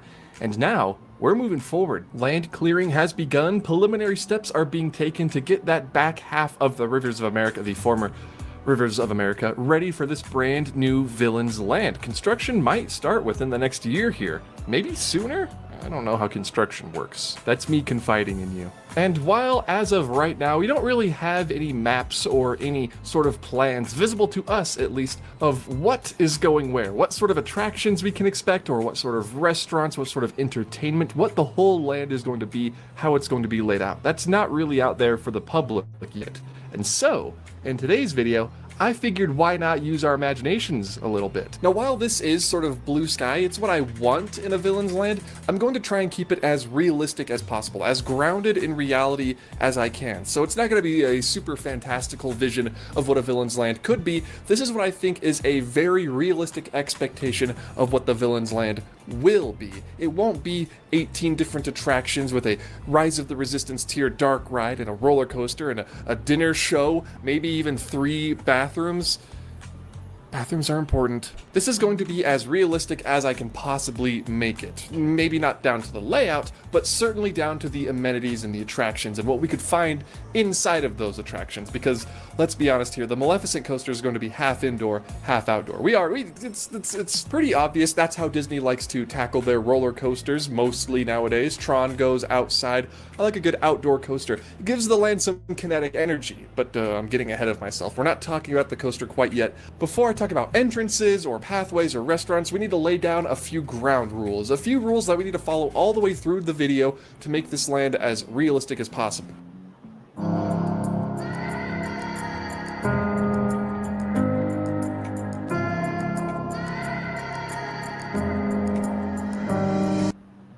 Now before we start, we gotta lay some ground rules. Disney has already confirmed that there will be shopping and dining in this land, because what would a Disneyland be without shopping and dining? You need those shops and you need those restaurants. Also the restrooms. Don't forget those restrooms. That's actually very, very important when it comes to theme park design. But the land will also have confirmed 2 major attractions, all right? That's 2 major attractions. I'm assuming they mean e-ticket. And just by looking at the concept art that we have now, one of them is going to be a roller coaster, potentially a Maleficent themed roller coaster. Now, while it is a Villain's Land, the roller coaster might not just be Maleficent themed, it might be more than one villain, but we do see the dragon version of Maleficent there in the background, and the thorns acting as the sort of track for the coaster. The thick sort of black briars that Maleficent conjures in the film. So we do have to incorporate this Maleficent Villains roller coaster into our plans somehow. The second rule is that it has to connect all the way around the Rivers of America back to the Haunted Mansion.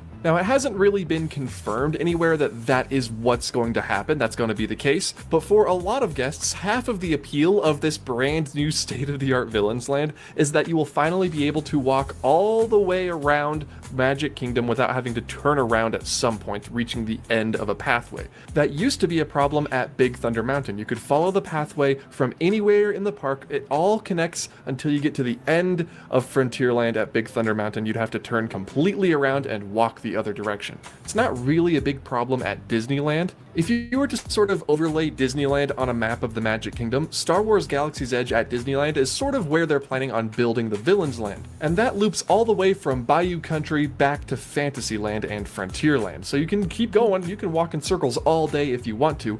That's going to be the case with Villains Land, so it has to connect. So the rules for this video are: 1. Include the Maleficent roller coaster and one other major attraction. 2. Have the land layout make sense in a theme park crowd flow sort of way. 3. Make sure it connects all the way back around Piston Peak, formerly the Rivers of America, to the Haunted Mansion. And 4. Try not to go overboard. While Armchair Imagineering is really fun to do, I don't want to go too big with this. I want to be as realistic with my predictions or sort of layout for this land as I possibly can be. We're not going to do 2 major attractions and 14 smaller attractions. You gotta have maybe 2 majors and 1 minor attraction. You know, that sort of thing. Now first, we want to get an idea of how large this land is going to be. Where exactly along the Rivers of America is it going to be located? And we have a few permits that'll give us some clues as to where this land is going to go specifically, but I also have to say thank you. I have to reach out to my friend Jack at DSNY Newscast. If you haven't subscribed to DSNY Newscast, please do so now. Jack has previously pored over all of these permits and has a sort of better idea, definitely better than I would, of where this Villains Land is going to be in relation to where the rivers are now and where the Cars expansion to Frontierland is going to be. I'm going to make a sort of work in progress map of where I think Villains Land is going to be located by looking at these 2 different sources, but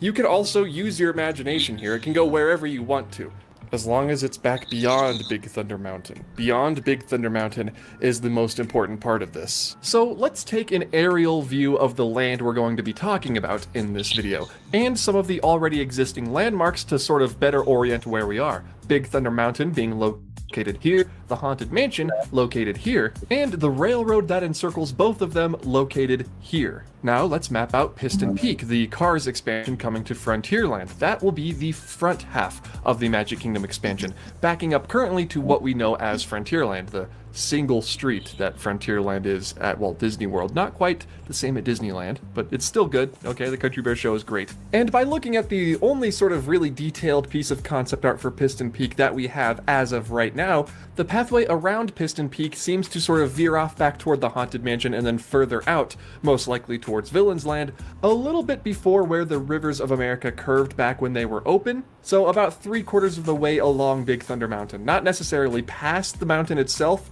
but a little bit before that. So based on that, here is my proposed map of where Piston Peak would be located and, more importantly, where it would end, including that sort of loop around back to the Haunted Mansion and the pathway to the Villains Land up there at the top, freeing up potentially, if they don't want to dig beyond the berm, all of this space right here as land for the Villains expansion, and that's quite a sizable plot of land. Now take in mind you have to account for backstage entry for cast and restaurant loading and unloading, gift shop loading and unloading, which makes me think it won't connect back through to Fantasyland, even though it's very close to the Village House right here in this little sort of area. It is a lot of maintenance back there that you can't really move for restaurants like Be Our Guest and Gaston's. So while it would be cool if it connected all the way back through Fantasyland, I don't think that it's going to. So just keep that in mind as we move forward. Everything you see highlighted in green here is not usable theme park space. We're going to have to fit the usable park space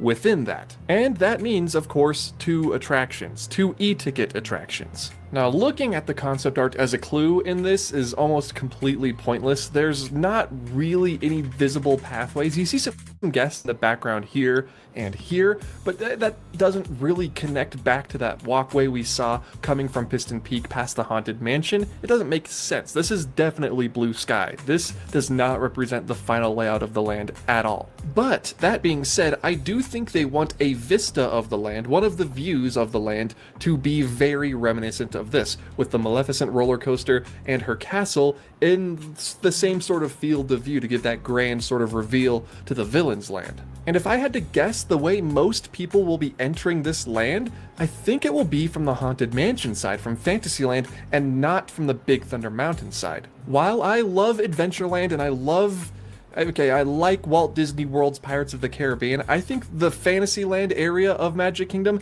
and then back toward Liberty Square, sees a lot more guest flow over the course of a day than Adventureland back through Big Thunder Mountain does. So maybe this main vista will be coming into Villains Land from the Haunted Mansion, with the coaster on our left-hand side being closer to Big Thunder Mountain and the castle being set further back into the land. So here? Maybe here? Then we'll have the sort of dark villains village located on our right-hand side when we enter the land from the Haunted Mansion. So think gift shops, think restaurants. That's where all of these guests are located. Again, the pathways don't make any sense. Pay no attention to the pathways. So as the world's #1 fan of looping pathways, I think our main thoroughfare, the main pathway through Villains Land where most of the guest foot traffic is going to be seen, might look something like this. A big horseshoe. Now don't worry, it's not going to be just this. There will be other paths leading off to attractions, shops, dining, and most importantly, restrooms. This is just going to be the biggest of them, and it's going to be where you get from point A to point B in Villains Land. I'm going to simplify the path a little bit, just make it look like this so it's not completely taking up like a third of the land, and now we get to talk about the fun stuff. Now let's talk about the Maleficent roller coaster for a second. I think it's going to be, in my opinion, a hybrid coaster, an indoor-outdoor coaster. It might not have a giant gravity building like Cosmic Rewind or Rock and Roller Coaster have, but it will go through some tunnels, through some show scenes similar to Big Thunder Mountain right next door, or Expedition Everest at Animal Kingdom. Now Expedition Everest is 6.5 acres. That's pretty big. Big Thunder Mountain, though, on the other hand, is 2.5. So I think it's going to be around a similar size to Big Thunder Mountain, because 6.5 acres is about half the land. That's a lot of room. 2.5 is a lot more realistic. And yes, of course, the Maleficent Castle is going to be the weenie for the land. It's going to be the icon, but it's also going to be the entrance or the queue for this roller coaster. So you can go through Maleficent's castle. It'll be cool to see the goons. The goons will be in there. Maybe the Corridor of Goons from Disneyland will make a reappearance at Walt Disney World for the very first time, and all my Florida friends can experience the Corridor of Goons.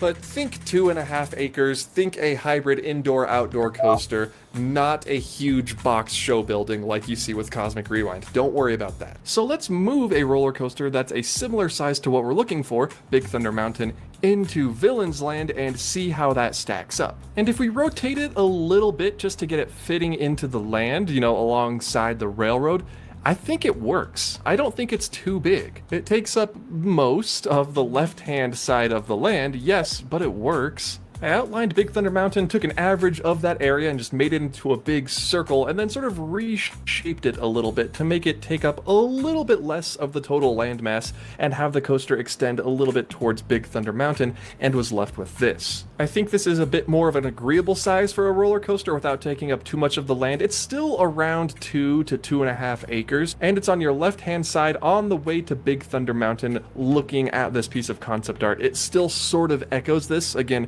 it's not perfect, but it's close. Which would mean, by the way, my friends, that the castle / queue / facade for the ride would go about here. And then, of course, you'd need another walkway, another main thoroughfare leading up to Maleficent's castle to, you know, get in line for the coaster. And so I devised this bad boy. Look at that, I'm a pro construction planning consultant. Nobody can do what I do. But that pathway will also lead us into a sort of secondary area of Villains Land, or a primary area, depending on which part you prefer, the Villains Village. Village. Nah, it doesn't work. That's already the word. Now, the Village will be your premier destination for all of your shopping and dining needs, as well as the gateway, or the beginning of the queue, I should say, to the second e-ticket ride. We'll get to that in a second, but I'm hoping there's more than one dining location in this land. I think 2 quick service and 1 table service is the magic combination. That way you have 2 restaurants for people who don't necessarily want to sit down and make a reservation, and 1 for those who really want to, who want to compete for that reservation at 6 a.m. And so up at the top in this little outcropping, I guess, we'd have a dining location very similar in size to Be Our Guest, right across the way in Fantasyland. And then down at the bottom, quick service number 1 and quick service number 2. Hopefully one of these is serving meat skewers and meat on sticks like Bengal barbecue. Disney World doesn't have enough of that. Call it Scars Skewers or something. Well, I mean, if you think about Dark Universe and what they've done with villains and food, it's game over. So if Disney somehow is able to elevate the food with Villains Land, I think they'll be fine. The biggest thing with this is Disney wants to see fat meat be greasy. And you cannot play to the mainstream audience. You have to play to your audience and their stream. Because if you try to get everybody back with this, it's going to take a lot more for the mainstream audience to want to come back to you than your own crowd. Yeah, that's kind of funny that Scars Skewers that. Yes. I made it like a concept building for Scars Barbecue. Yes. That's fact. I can see that though. Yes. Continue. Yes, indeed. Something. He's a villain. And do you remember the Beacon Barrel? Do you all know about the Beacon Barrel? I'm sure you've heard of it. Listen, folks, I know some people are against bars at Disneyland or the Magic Kingdom, but it's time to face facts, okay? Themed bars that sell alcohol make a lot of money. That, and they're also really, really cool. Oga's Cantina at Disneyland is awesome, okay? And Beacon Barrel looks like it's going to be amazing. And what better bar would there be than a seedy, gross old tavern where all the villains gather together to tell their stories, and each of the villains has their own sort of themed room. I don't want to say the Poison Apple from Shrek 2, but I'm also saying the Poison Apple from Shrek 2. That's what I'm thinking in my head. So yes, whether you like it or not, there's going to be a Villains Tavern in the Village. The Villains Village. That's, I'm just going to keep calling it the Village. And of course, this is a Disney park. You can't have dining without a little bit of shopping. I made a little dining row right here, similar to the stores on Main Street USA, how they do look like different buildings from the outside, but once you go inside, it's all one sort of big building. This is what that's going to look like. This probably won't be the only shopping location in the land. Obviously, you gotta have a gift shop at the end of the roller coaster and at the end of the dark ride that we're going to talk about here in a second, but this is the main shopping destination. If you don't want to go on any rides or go to any specialty places, this is going to have the bulk of your merchandise. Now, okay, let's get to the ride. I'm just going to say right now, right up front, that I don't have any insider information. This isn't a rumor. This is just armchair Imagineering. This is all coming from my brain.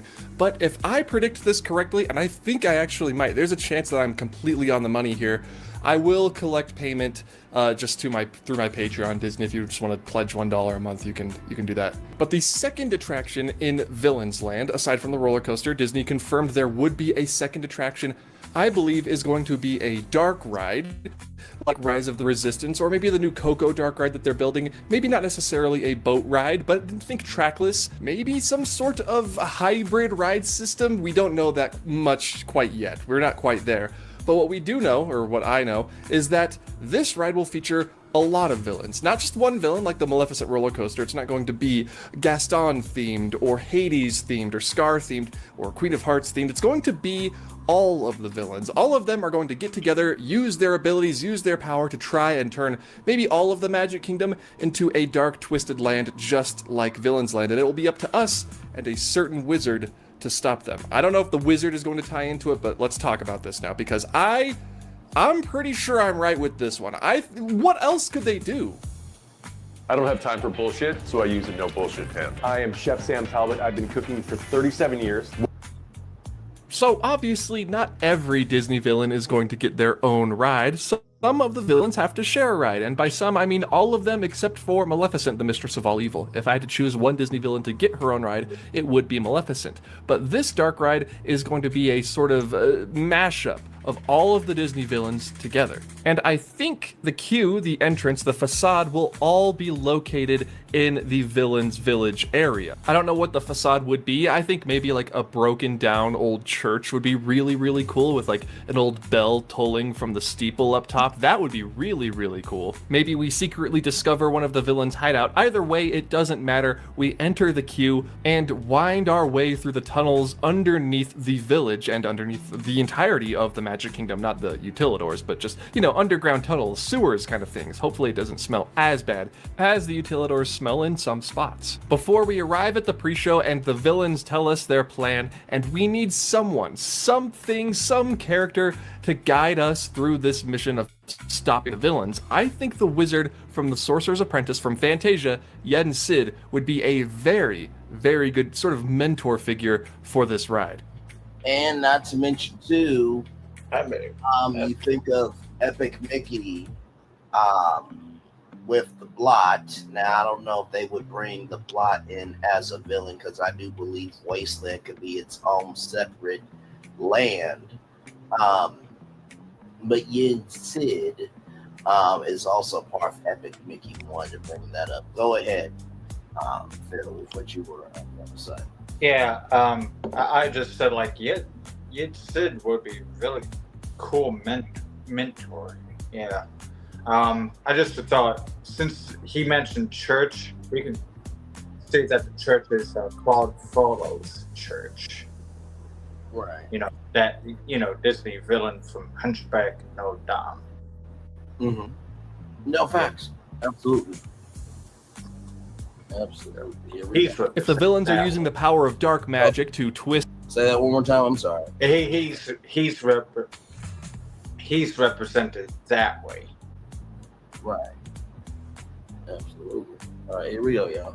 And pervert the Magic Kingdom, why can't Yen Sid and we, the guests, use our light magic to help fix this problem and drive the villains back into their own corner to contain them in the villains' land? I think the odds of an attraction in this vein, maybe not with Yen Sid, but with all of the villains coming together to do something bad, is almost guaranteed. Now, as for ride type, you know me. If you're watching this channel, maybe you don't. I love a good boat ride, and if we're going through the tunnels underneath the village, and maybe even the sewers that don't smell too bad, that would be a very thematically appropriate setting for a boat ride. You know, you climb into some sort of like Charon-style barge that begins moving on its own through the power of Yen Sid's magic, and the ride begins. However, I know not everybody loves a boat ride. Those people would be crazy. They're high capacity and they smell so good. I think maybe a trackless ride vehicle might be more in the realm of possibility. Disney loves building these trackless rides nowadays, so maybe a trackless sort of conveyance thing that still moves through the power of Yen Sid's magic, or maybe our magic, maybe it was within us the whole time, or maybe it's just sensors embedded into the ground. But either way, that would be a nice thematically appropriate ride vehicle also. I think these are kind of the only two that I would like. An Omnimover is always fun, but I don't know how effective it would be. And of course, we already have a roller coaster. We don't need another thrill ride. Maybe we could do a slot car ride. I could settle for that because Test Track does speed up and slow down. So maybe if they wanted some high speed segments in their ride, they could do a slot car style, but ideally it's going to be a boat or a trackless dark ride, and it's gonna have some animatronics. It's gotta have a Disney villain animatronic, one for each of the villains. And so zooming in on the village, you can see that the facade, the entrance, and the queue take up only a small part of the land, where the show building behind it is a lot bigger. Actually, I think it's a little bit bigger than the Haunted Mansion. You can see here the Haunted Mansion on the left, and It's a Small World unlabeled on the right. And then if I were to zoom out, you can see that it's a very similarly sized show building. So you could fit a similar sized ride to the Haunted Mansion or Small World. Small World, of course, is a boat ride, just saying. And that about fills out our Villains Land. There is one thing that is still bothering me though, and it's this area right here. I don't know what I'm gonna put there. Food carts are a possibility, you know, snack carts, but Disney said 2 major attractions. They never said 2 attractions total, and the kids need something to do in this terrifying Villains Land also, so why not a couple of flat rides? Something to add a bit more kinetic energy to the Villains Land. Even though the roller coaster does go outside, you can never have enough kinetic energy. Maybe this could be the loading area for some sort of people moving type attraction that would give you bird's eye views of the Villains Land, taking you through the roller coaster, through some of the queues, and through the Villains Village. Maybe, just maybe, my friends, Villains Land needs its own people mover. And then, of course, you can put a spinner ride in there for the children, for the flat ride fans. Now, I'm hearing you already in the comments. Disney World gets 2 people movers now, while Disneyland doesn't even have one? Listen, I agree. Disney World doesn't need another people mover. However, I will accept another Disneyland people mover. That's okay by me. Now, does my people mover track look like I just threw spaghetti at my screen and then traced around it? Yes, I'm sure the Disney Imagineers, if they wanted to, which they should want to, were to make their own variation of a Villains Land people mover, it would look a whole lot more symmetrical and a lot cleaner than this, but I did want to sort of make it go through all of the big show scenes and the set pieces in the land. Now, there are a few more empty spots not filled out on this map. You have to account for backstage areas, obviously, but maybe you can add 1 or 2 sort of smaller attractions to this land. I want to hear some opinions and thoughts as to what it should be and where you would put it on my map. Not on the actual site plan that's sort of been revealed, but on my map. My wonderful, beautiful Microsoft Paint map. Look at it, it's gorgeous. Now, a lot of the Villains Land is still sort of up in the air. I'm sure even at Imagineering right now, they're still sort of nailing down what exactly they want in this land, sort of finalizing the plans before they actually start building it, probably within the next 2 years.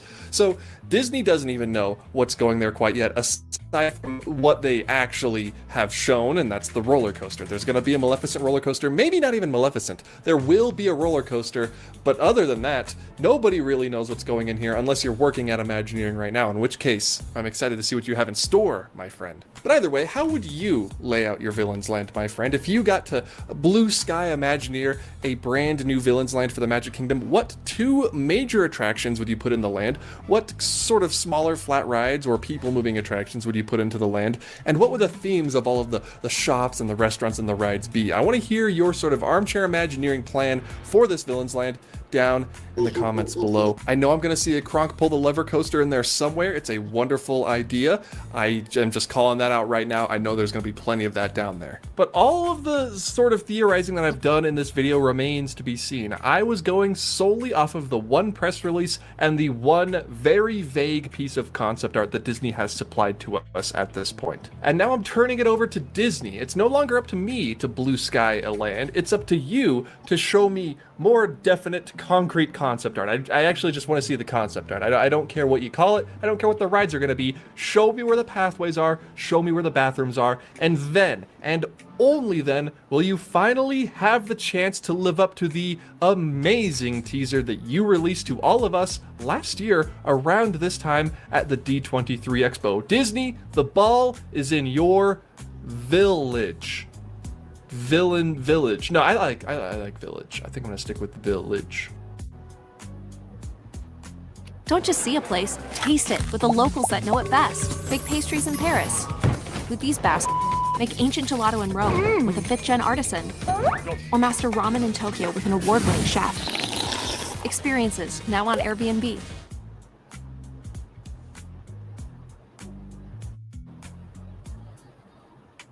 Yes, indeed, there for sure. Hang on, there's one more commercial.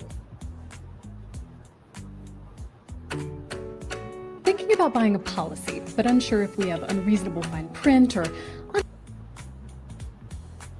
Welcome, foolish mortals. It's now spooky season. The Halloween time at Disneyland has officially started, so it's essentially Halloween now. If you enjoyed this video of me talking about what I would put in the Magic Kingdom Villains Land, please be sure to give this video a thumbs up, and if you liked this video, you like this sort of armchair Imagineering sort of thing, hit the subscribe button. Thank you all so much for watching. I hope you had a fun time watching it. I know the map was a little bit cobbled together, but I personally think it ended up looking pretty good. I color-coded everything. It was very organized. I left room for the backstage stuff, which I tried really hard to do. I'm satisfied with what I did. A very, very big thank you, as always, to all of my supporters over at patreon.com/offhanddisney. You can see their names scrolling by on your screen right now. They are the ones who help keep this channel chugging along. They keep it moving. They support me in what I do, and so I can get into the parks, or I can go to D23 Expo and see these things, report these things firsthand, give you my takes. It helps out the channel a lot. If you want to join their ranks, you absolutely can. All you gotta do is follow the link in the description down below to my Patreon campaign and pledge even just $1 a month. If you want to pledge just the $1,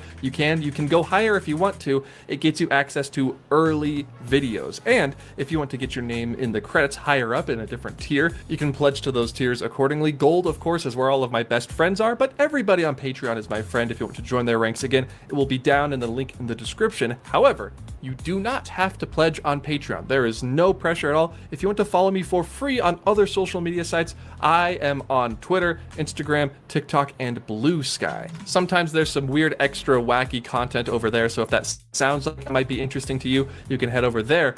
But that, my friends, is the end of this video, the end of this sort of longer than usual end card. I hope it wasn't too long. I like to ramble sometimes.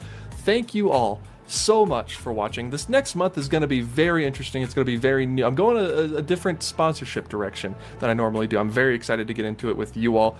You'll see more later on. It's going to be great. I mean, come on, we're in spooky season already. It's going to be wonderful. I'm going to get some spooky videos going. Thanks again, everyone, for watching. See you in the next video. Goodbye. Okay. And there it is from Offhand Disney. Not too much. I was surprised about Offhand Disney's usually pretty on point with his predictions. I think from Offhand Disney and from DSNY Newscast, pretty much spot on. A couple of takes here and there from us, but I don't think they were too far off, and I didn't think we were too far off as well. Mm-hmm. Yes.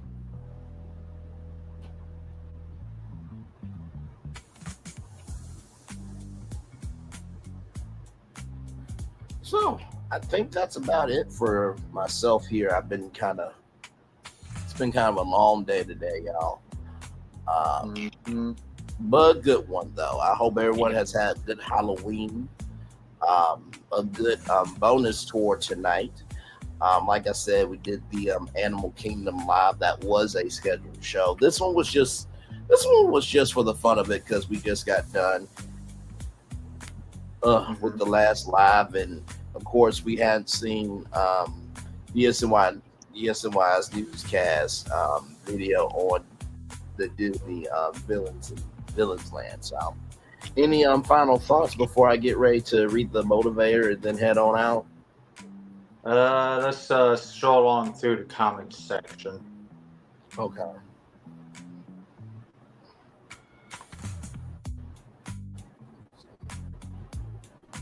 Okay, here we go.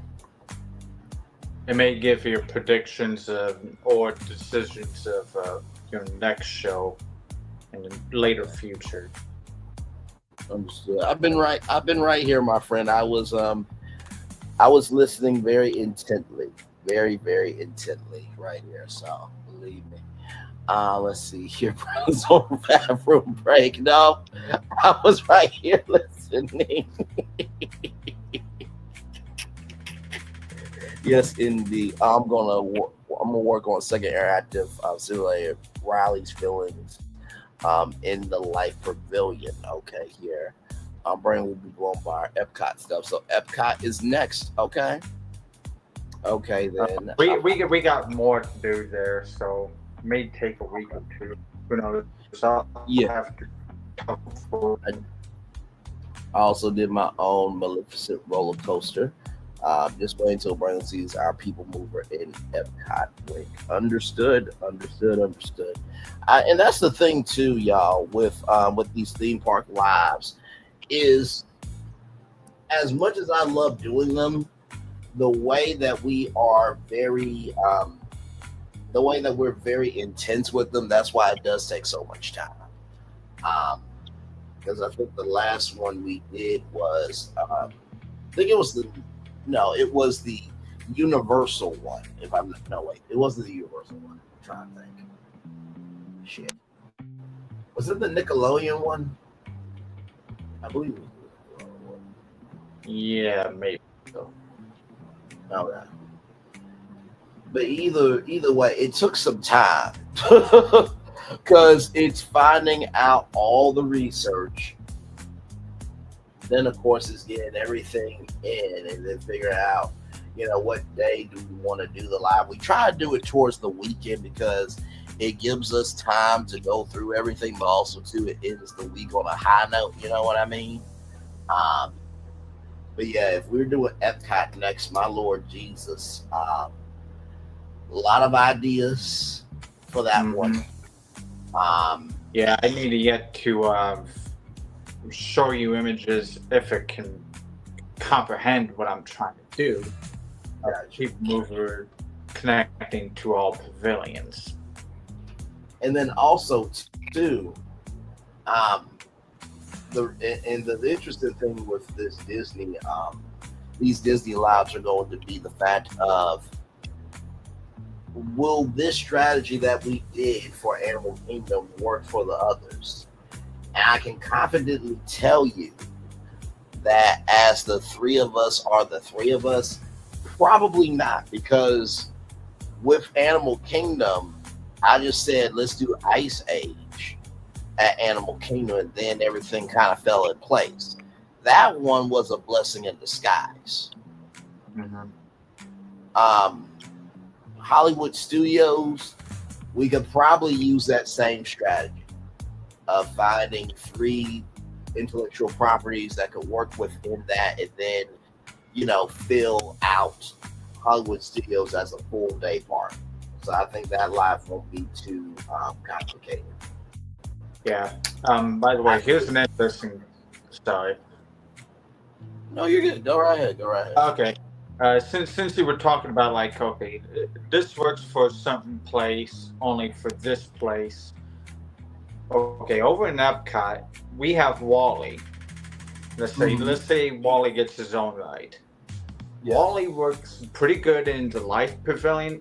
Also, too, the Living with the Land Pavilion. It's a land pavilion, I was being to say. Sure. No, I fully agree with that. I think Wally has definitely been underutilized for sure, and Wally can definitely be used in Epcot. He also can be used in Tomorrowland as well. Sure. And that's debunks the he's pretty good in either park then. Yes, and I will say this. I think, and the reason why I'm bringing up the strategies, ladies and gentlemen, because like I said, with Magic Kingdom and Epcot is more of a, as they say, World's Fair, right? So it's more like an outdoor shopping mall. Not so much for shopping, but the concept of you can spend there all day, you can go to different attractions and watch movies. It's more of a leisure park with some rides. I think the most technical live that we will do is probably going to be Epcot, because it's not going to take 3 different intellectual properties, insert them, and then we're done.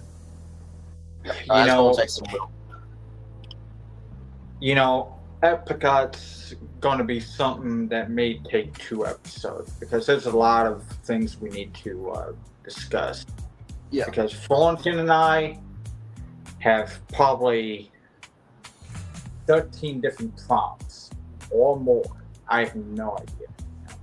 He's probably got more prompts than I have right now if he's still awake. But and then also too with Magic Kingdom, and this is the thing that we do with all the lives, right? We find the itch of what's happening in reality, and then we build out the live from there. So because Piston Peak is coming, and because Villains Land is coming, whatever we do with Magic Kingdom as well, which may be 2 episodes as well. And by the way, when it comes to Epcot Magic Kingdom, just know there won't be 2 episodes back to back. Yeah, believe me on that. Could it be done? Sure. But you would be out your rabbit ass mind to believe that that's going to happen, because you need time for each episode to breathe. So you need part 1 of Epcot to breathe. Everybody chew on that, because there might be things out of part 1 that might inspire episode 2. And then same thing with Magic Kingdom as well. There might be things with episode 1 that you can chew on that could inspire episode 2. Because what you don't want to do is you don't want to rush the quality. Because when you watch these lives back, you want to watch it back where it's like, oh shit, I could actually see all this shit happening. Because you press play and you watch the whole thing and it's like, what the fuck was this? I don't see any of this as in the realm of possibility happening. I don't even feel a connection to it. If we do that, then we failed ourselves and you guys as the audience. Because even though this is a fantasy that we're giving you guys of what could happen, it needs to be grounded in reality enough where there's something for you to root for from a producing standpoint. Now, of course, the theme park nerds, they're going to have a higher standard than everybody who's coming here just to watch for the entertainment of it. Because this is entertainment after all. This is all fantasy of what could happen. But even though we're entertaining you, the theme park fans, while they like being entertained, it has to be in a realm where if Mickey Views picked this up, or if DSNY Newscast picked this up, or if Offhand Disney picked this up, or if Capture the Magic, or Bricky Blog, or Orange Grove, if one of those guys picked it up, they would pick it up and maybe not love everything, but they will respect it enough where if they pick it up, you guys will be like, oh, they actually made it. Okay. Because we hit something for them to be curious about. So that's my standard very much, is whenever we do these theme park lives utilizing AI, let's be entertaining enough where we enjoy what we do, but also too, let's hit the theme park audience strong enough where if it gets picked up for any other channel and they see it, it's not out of the realm of possibility that it could not happen. Right? Because when Orange Grove 55, if he picks it up, you don't want him to be like, okay, I'm just doing this just for the fun of it. No, you want him to have a full-blown conversation. You want him to have full-blown commentary of how did they do this? So, yeah. I am really stinking proud of what we did over this week for the first part of our show today. Yeah, really absolutely proud, because that is worth clipping and being on like the Offhand Disney, you know. Yes, indefinitely. I'm so proud of what we did. Well, that's speaking of which, Yes. Yeah. Speaking of which, I'm going to just share what we did tonight with a few of my friends, if they wanted to look at it, and you should do it with yours, and maybe Floating can do it with his, and I'll just post this onto X. Yeah, sure. We'll go from there. And reason why you see me being called Phil Metzger Studios is because, let's say I want to upload my content that we just did as my own, you know. But, you know, you guys helped me. Yes. Which is, anyways, it expands the advertisement of what we are doing here. Oh, absolutely. No, without question. That's the whole point of the three of us coming together. You know, I mean, when this thing came together, I mean, of course, we all came through La Renee Creole, and we're all still connected to her for sure. But I think when it comes to La Renee Creole, I say this with the utmost love, respect, and reverence for her. I think when she covers theme park news, it's at such a level where I'm sure with her engineering brain, she could probably do a live like this, and I would just have my hands under my chin. Like, yes, story time. Please, you're an engineer. Yes, be that thick black engineer girl. Please. All night. Pound it hard. I don't care how complicated it is. Just speak. Right? But I know what y'all thinking. Well, damn, Bray, that sounded a little bit aggressive the way you would want her to talk. Listen, everybody has a different communication style that works for their learning style, but that's neither here nor there. The point is, she has a job where she may not be able to do what we do in this style, but I'm sure she's wanted to play around in this commentary space, you know what I mean? Because whenever she does Resort Recon, it's not really this deep in terms of taking a video, and she does take videos, but she doesn't break them down like this, or like what we did tonight. She doesn't take that and make it what it is. And so I think for the three of us, the good thing about us is, as long as it makes sense to us as fans first, then we'll create content out of it.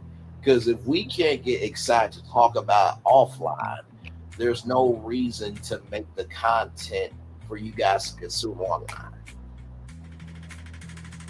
Mm-hmm. Yeah. I just thought of another name that we don't really have in contact with at all. Maybe Florentine. Florentine's watched them before. Mouselets has a engineering degree too. Okay. They have their YouTube channel, two ladies, you know. They're a little bit nerdy, just like us, kind of. Okay. So I don't know how to get in contact with them, but well.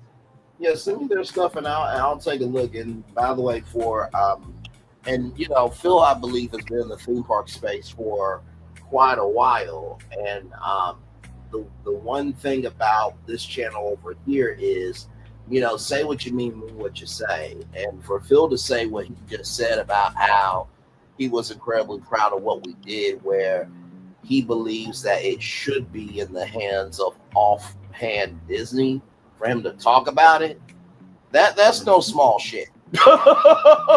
You know, yeah, offhand Disney, or I don't know if that who's the guy that did a 1 hour program video about like rivers of America. I forget his name. That was Mickey Views. Yes, Mickey Views. Yes, I would love to have him take over this. I'd be like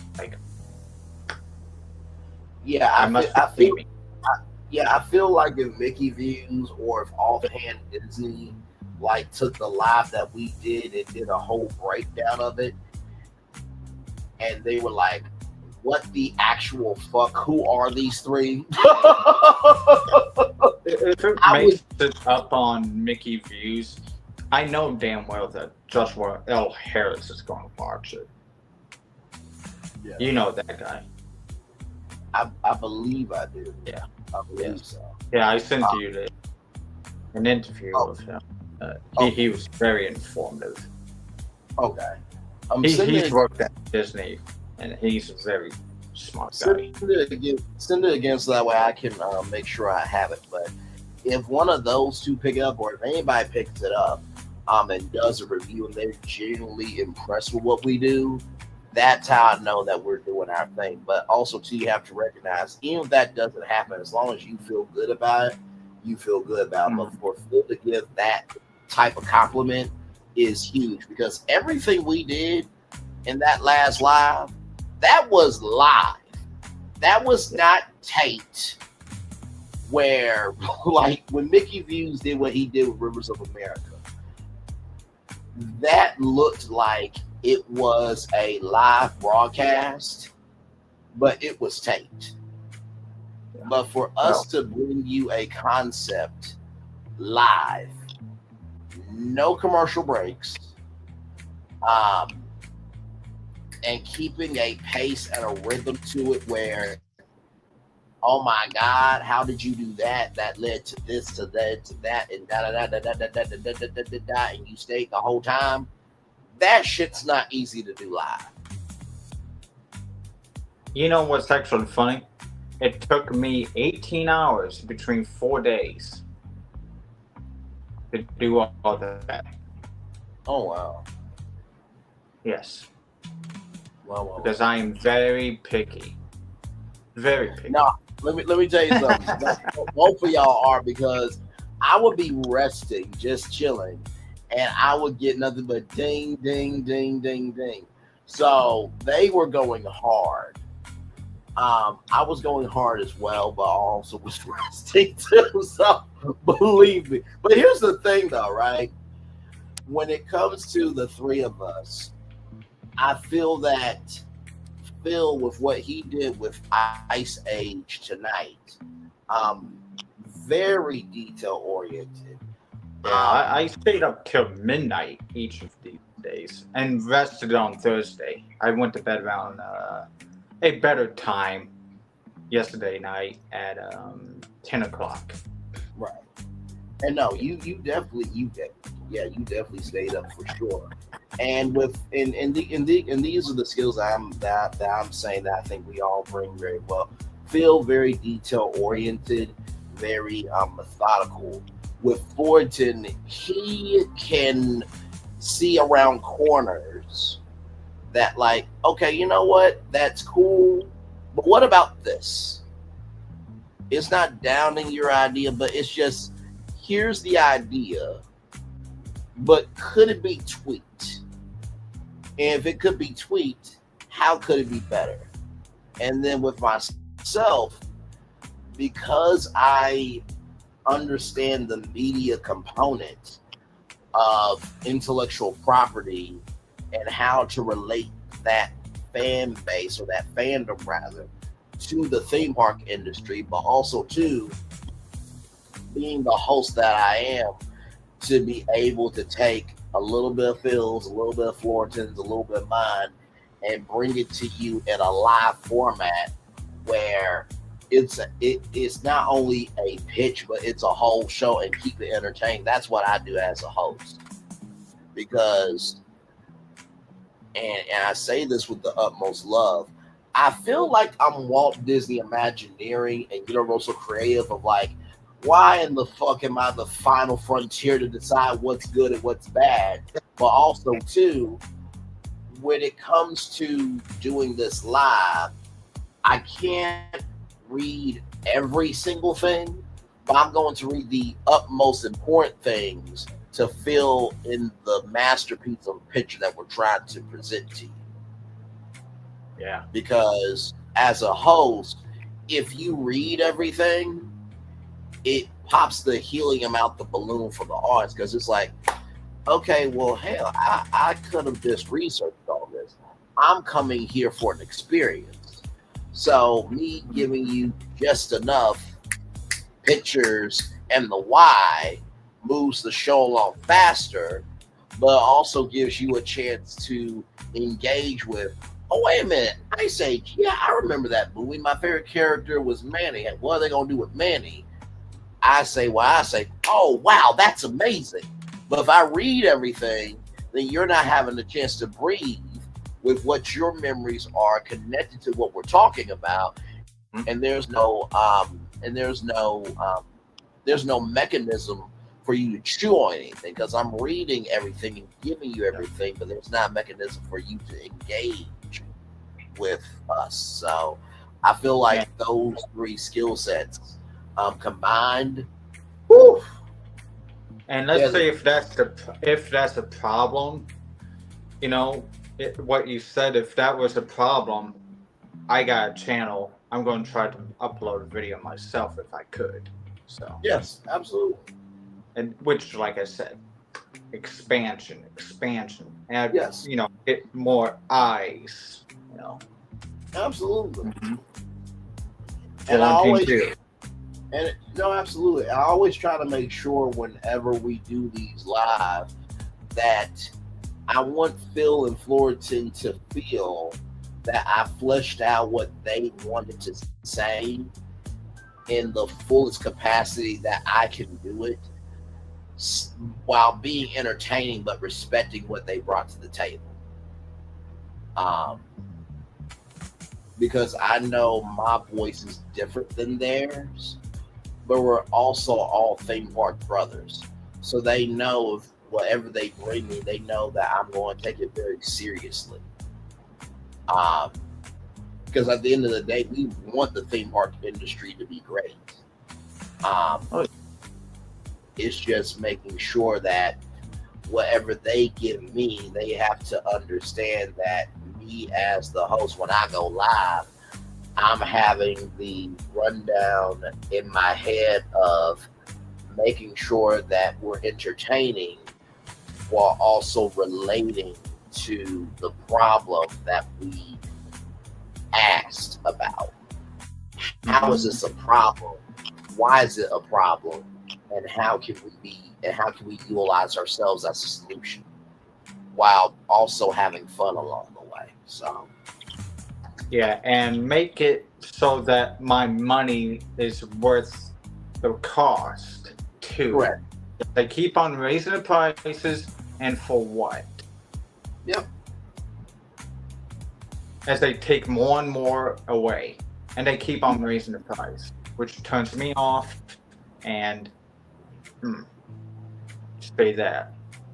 No, for sure. I mean, with what we did with Animal Kingdom, they would have to bring back extra magic hours for everybody to experience everything that we talked about at Animal Kingdom. They would have to. Yeah, what is actually funny is I was there opening just a few weeks after they opened Pandora in Animal Kingdom 2018. So I don't know if I'm the only one here or if you or Florentine went there in 2018. Or whenever they stopped. I was at the time. Okay, you were there. I don't know if Florentine might have been there. I'm sure he might have been. He's asleep right now. But it was quite an experience. It was really cool. Yeah. I just don't understand why they closed the park at 6 o'clock now. Yeah, and I think that's one of the biggest factors on why it's a half-day park. Yeah, I think that was one of the motivating factors of why we wanted to do Animal Kingdom first. I mean, me saying Ice Age at Animal Kingdom was definitely part of the inspiration. But I think also, too, fulfilling that assignment of how do we make this a full-day park was the challenge. I think we handled the challenge very well tonight. I really, really do believe that. Yeah. You know, and not to mention too, we did create any new overhead for Disney. If anything, the overhead that we did create, if there was any, that these ideas are not weak ideas. These are very 90s Disney shove and take my money ideas. So, you know, it's going to cost some money to do what we pitched tonight. But in the same token, though, I would not have went live with Florentine and Phil if we did not believe in what we pitched. And Disney will eventually have to figure out what they want to do with Animal Kingdom anyway to make it a full-day park.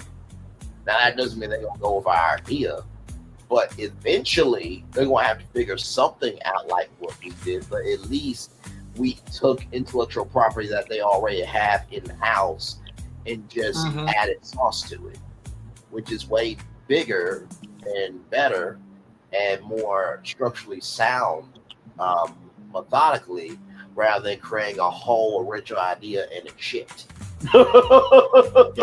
So you paid a whole lot of stinking money to buy Fox, which that was probably way too much to, you know, purchase Fox. But you better just use the intellect property of Fox, and this is how we're going to do it.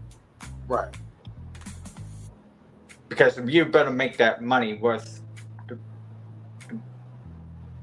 ton of money that you had to pay for it. Correct.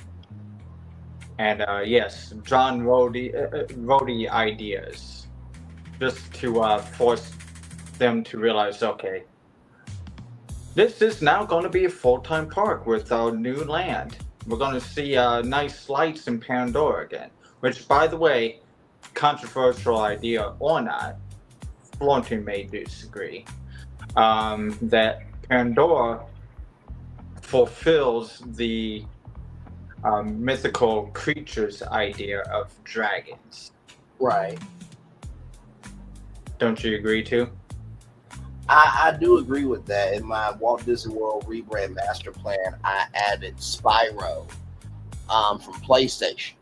Well, no. I am saying that the Pandora land right now is the one that fulfills the dragons. Yes. No, I'm agreeing with you fully on that. Right. That when you went to Spyro, that the mythical creature component of Animal Kingdom has been fulfilled by Pandora. I was just saying to you that when I did my Walt Disney World rebrand master plan, I brought Spyro the Dragon in from PlayStation because that also is a mythical, like you said, dragons are mythical creatures.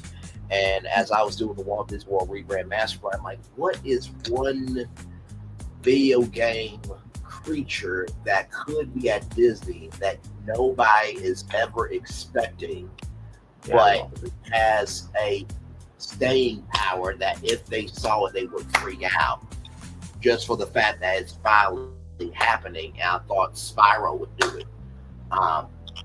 But yes, I will say Pandora definitely opened up Disney World for sure. But also too, if you notice, they also allowed James Cameron to be James Cameron. Yeah. And I don't think that's like what happened to the author that made Harry Potter. Like, yes, J.K. They Rowling. learned their lesson. Yes, they did. They learned a very huge lesson of let people be who they are, and you'll make them back. Yeah. Is one step ahead, or just an inch, or smidgen right behind them now. Right. Versus compared to 15 years ago. Correct. Or 20 years ago. Yeah. And I think back then Disney was the powerhouse where they could wield that power because the creatives trusted Disney. But now Disney is in a position where they have to allow the creators to be creative. Like, if Disney brought the three of us in-house and gave us each $20 million a year, they would have to let us do what we did tonight fully. with no questions asked. It could not be any supervision. It would have to be whatever you do not open up this door. If you open up this door, there's going to be major consequences that you're not going to like. You know what's actually funny is that, as you said, I've been going to the parks for a long time, and yes, I have. My first time to Disney was 1997. Right. When I was a little kid. And I went back in 2003. We became DVC members. So, there. My parents. 2004, we came back. 6, 7, 8, 9, 10, 11, 12, skip a year, 14, 15. Well, I didn't go on 15. They did. 17, 18. And then this trip. I remember a time back in the mid-2000s when people would be more excited to go to Disney and versus going to Universal. And that was pre-Harry Potter. Yes. Because if I told somebody at school about, or somebody heard that I went to Disney World back in the mid-2000s, they'd probably be like, oh, jealous. Say that again now, today. Yes, and it's interesting that you say that because now it has flipped completely. Because I think Universal understands firsthand, even in right there, live in Orlando, people's expressions, how they would react if you were going somewhere. Exactly, and I think it's interesting that you say that because now it has completely flipped. And what I have said to you guys, and what I've said to La Renee Creole is not that people can't stand Disney; they just can't stand this version of Disney. And I've often said that Disney does not respond well to kids growing up. They stay in this nostalgia state of mind that we've been around 100 years, so you should just like every movie show, not every movie show, child, but every movie and TV show that we do, and you're gonna like every ride that we create. And it's just like, no, we have the right to refuse, and I don't think Disney ever thought that they could be refused before. Yeah, they've been way too comfortable for way too long. Yes. They never had something like this happen to them. No. They don't know how to freaking react. Right. No, and you're absolutely right. Like, and this is the thing too, right? And it's not that people don't mind, it's not that people don't want to go to Disney. Like, I've never been to Disney, but I would still like to go to Disney just to say that I've done it, right? And Mickey is very endearing, and so is all of them, right? Because to meet Mickey Mouse in person has to be a moment in anybody's life. I don't care who you are, whether you've seen a cartoon, whether you've seen merchandise, just to see that smiling face. And the fact that Disney has invested into Mickey gives me some hope. But after I get done being there for the first time, what else you got? Because I'm not going to Disney as a 10-year-old. I'm going to Disney as a 31-year-old. And I'm just like, okay, well, I've done Space 220. Okay, I've done Mission Space. Okay, I've done Test Track. Is this all you got? Yes. Because after you get done riding the legendary rides, then that's pretty much it. And some people only go to Disney once. There are people going to Universal during the week just to go because they love the atmosphere. And I think Disney has forgotten that you can only bank on nostalgia for so long. Yes. What do you have after nostalgia? And I don't think they've ever had this real of a conversation behind the scenes, because y'all know my philosophy if I was the Disney CEO. All right, everybody, so we're on lockdown. If you got kids, we're going to make sure they get to school on time. If you have a wedding anniversary, don't worry. This is why we have Disneyland and Walt Disney World. We'll set up a lunch. We'll set up a dinner or a lunch for you at Walt Disney World, Disneyland. But we're on lockdown until we figure out why Disney has fucked up the asshole, no lube, and they're bleeding and suffering. We're not leaving here. But Bray, we're not gonna get this solved in a day. I know we're not gonna get it solved in a fucking day, but y'all have had how much time to get this solved and y'all haven't done shit? No, we're on lockdown. We're gonna still do the company operations and shit, but at night we're gonna get this shit done. Yeah. Okay, well, how are we gonna get it done? Well, we're gonna bring in fans. We're bringing fans to Hollywood. Yes, they consume our content, so they must know what the fuck is going on because we don't know shit. Go ahead, Phil. I'm sorry. Yeah, actually, it's funny that you bring that up, like lockdown and everything. It kind of reminds me of like the history video of how they built Epcot. They brought the families over there to eat with their husbands while they were building the park. Right. Mm-hmm. Because they were busy doing stuff like 24 hours a day. Yes. We will be just doing that to figure out what's up the a-hole, or what's going on here. Exactly. And I'll bring my wife over there and like have there's plenty of kitchens at the studios, right. And there's showers, and you have it at the studios.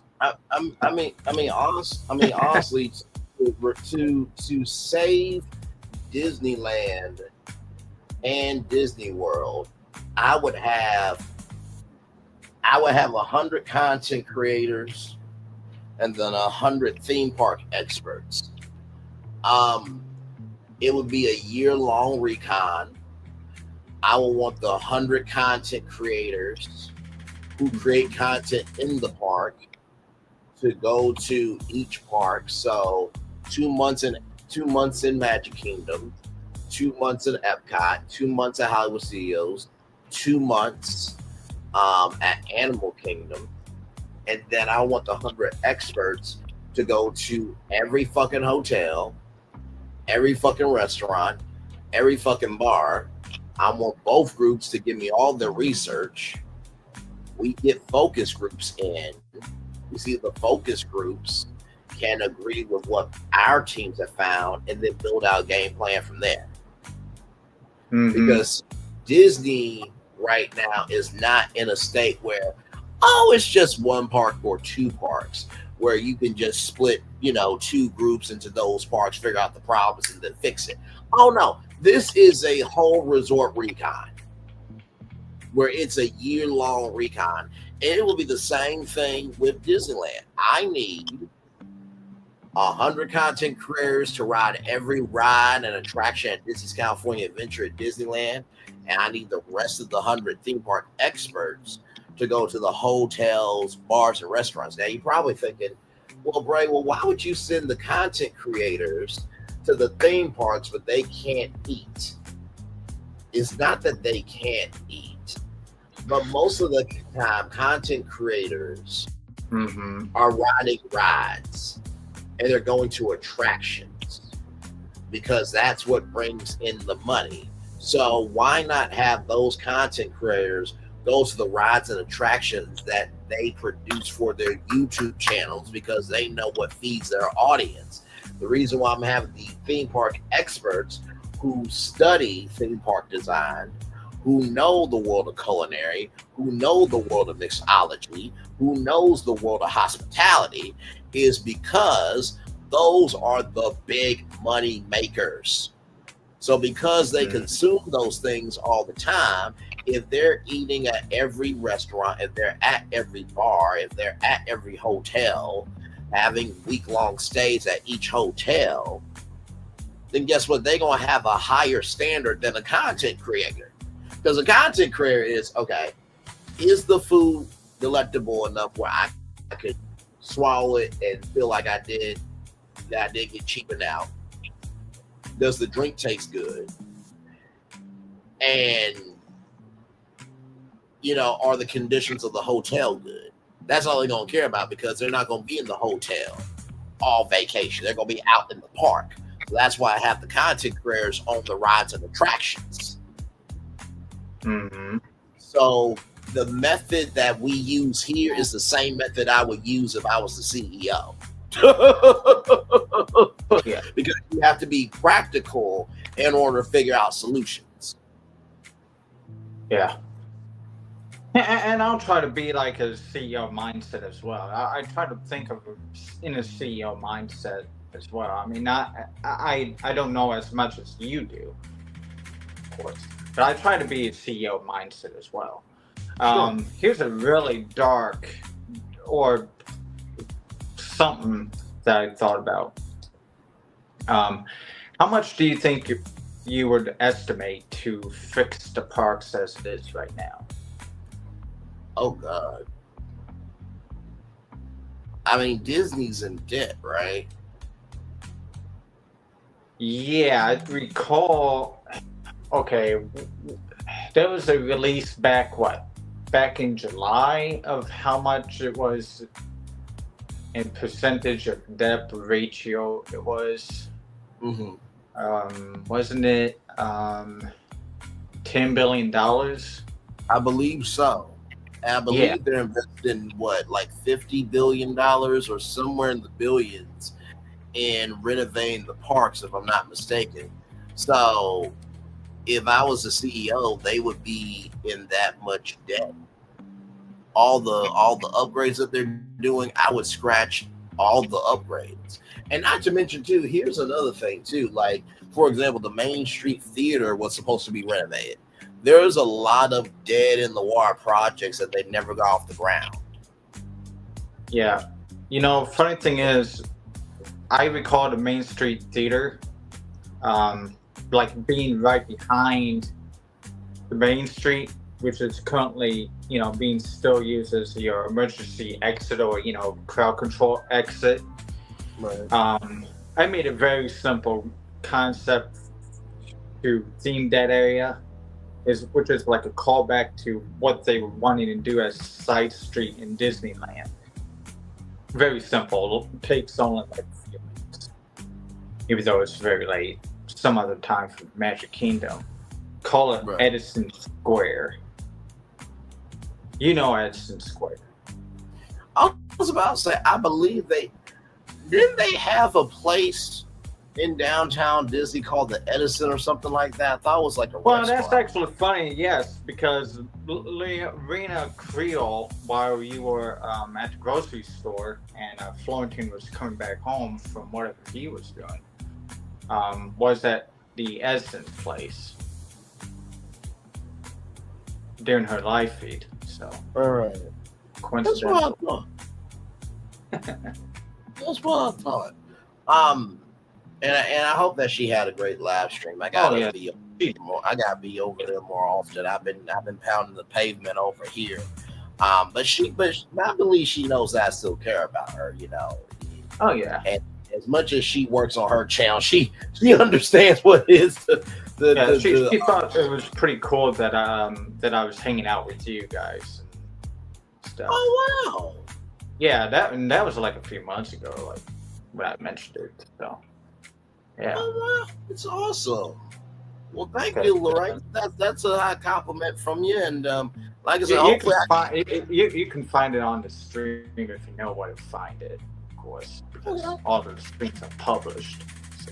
Yeah. I have to go back and look. And like I said, hopefully I can be on the Resort Recon soon, because the time that I was on it with Ron and Lorena, I really enjoyed my time on there. And I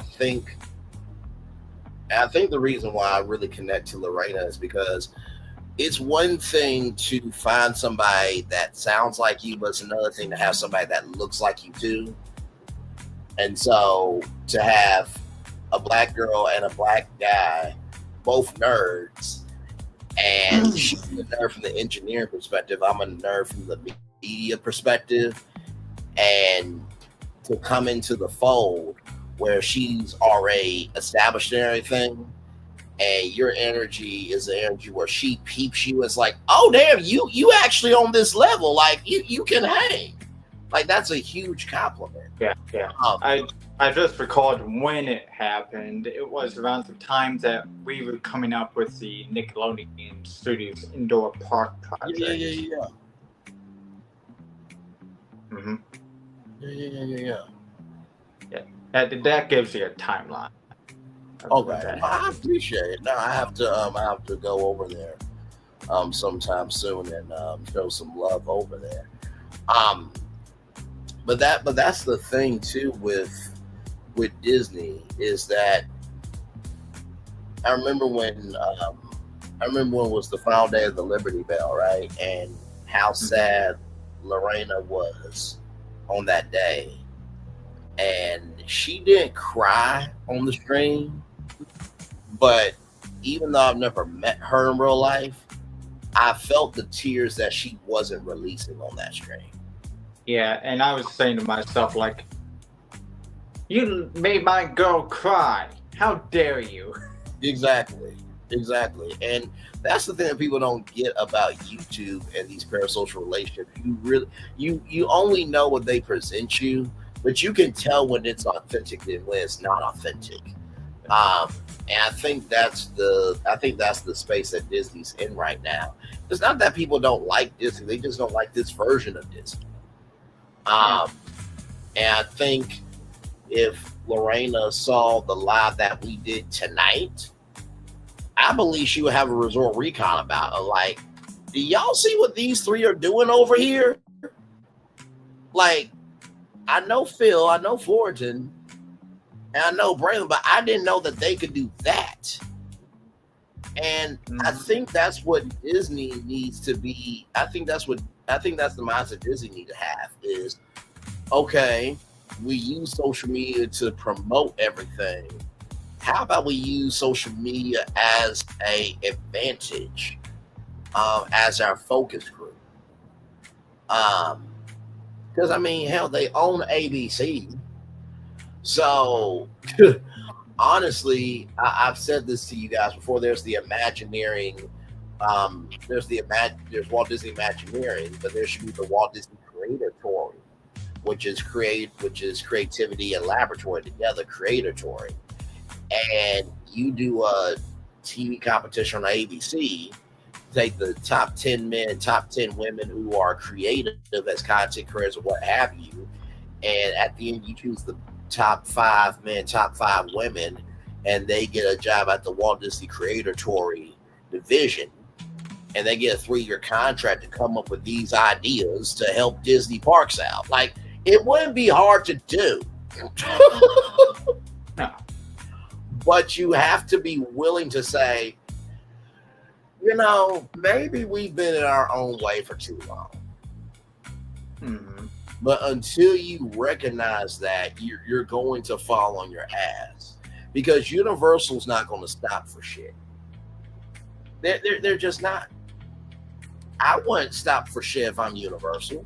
Are you kidding? Universal's found a winning concept and they're going to build on it. And they Absolutely. I mean, when we did the Universal Hotels live, and Phil, you were there for that, you were really impressed by how me and Fullerton were able to take Epic Universe and be able to expand on the hotels where, and I just realized this now, what we did was we took what Vegas did with what Vegas does with hotels and what Disney has done with hotels, and we made these Epic Universe hotels attractions upon themselves, where if you don't have a ticket to Epic Universe, you still don't mind going to the hotel just to be at the hotel. You just gave me an idea. Let's see if I got it here. I sent you a 6-second video. Hold on. I'm doing this stream. No, I have no idea.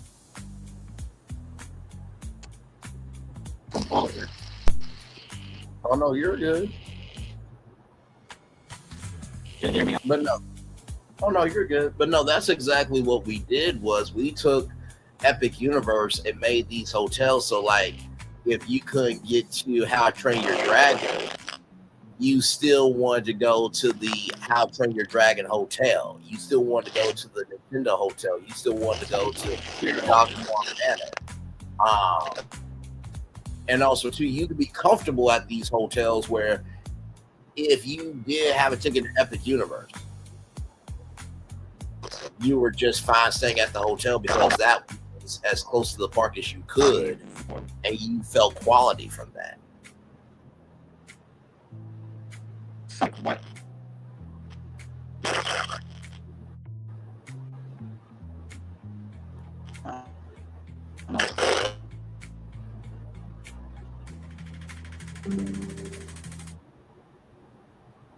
Okay, give me a moment, yo. Ugh.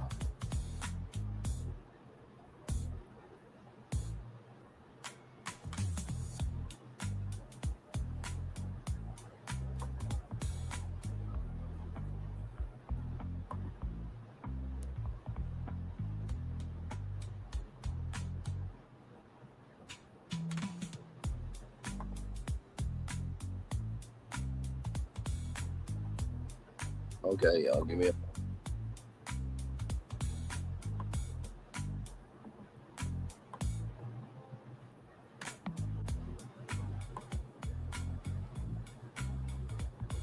Okay, y'all, here we go here. Now, this was the Helios Hotel here.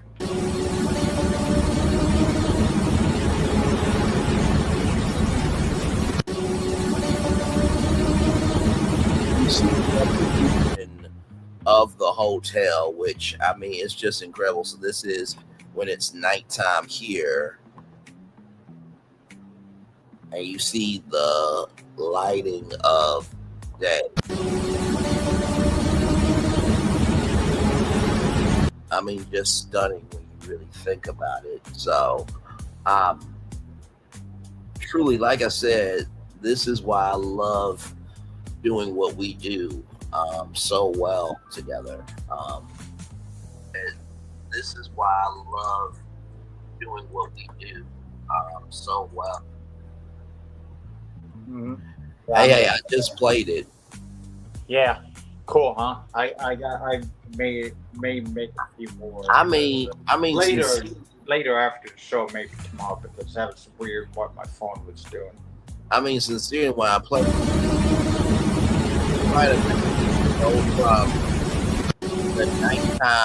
the nighttime of the Helios Hotel,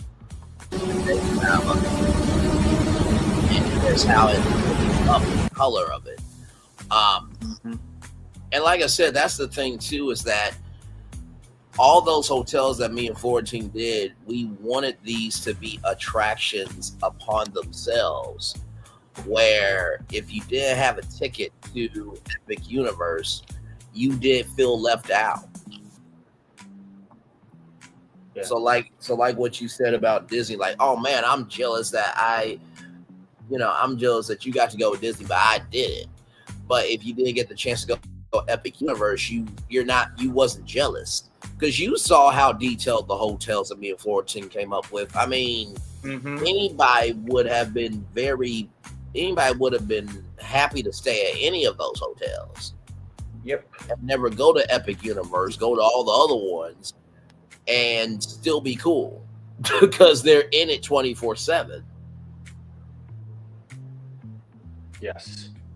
Oh yeah. By the way, did you like my blue sky idea of a Chernobog, Bald Mountain roller coaster?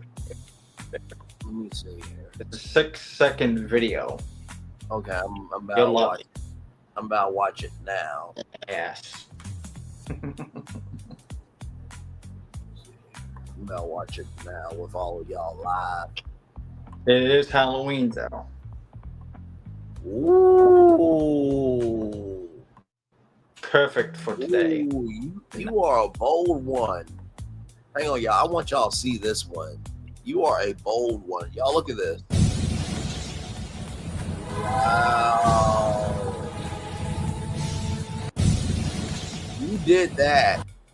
You did that. Chernobog would be very proud. Yes. Because everyone said for the longest time that he should have his main attraction. Right. And I would figure that, you know, he deserves to be the quintessential, you know, center, you know, of all the villains. You know, he is that spawned all the other villains. You know, the Evil Queen, even though Evil Queen came before him, you know, etc. Because he is, you know, horns on head. You know. Yes. No, for sure. Yeah. For sure. Well, this has been a fun one. It is 2:50 in the morning, almost 3 a.m. here. Phil, any final words before I read the Daily Motivator? I'll leave you this, that I am more picky about what I want to buy from Disney based on what they are doing. Mm-hmm. 2, you know where I live, or people know where I come from. Yes. In the north. Takes 18, 17 hours of driving to get to where you are, you know. Yes. Or you know, Disney World in general.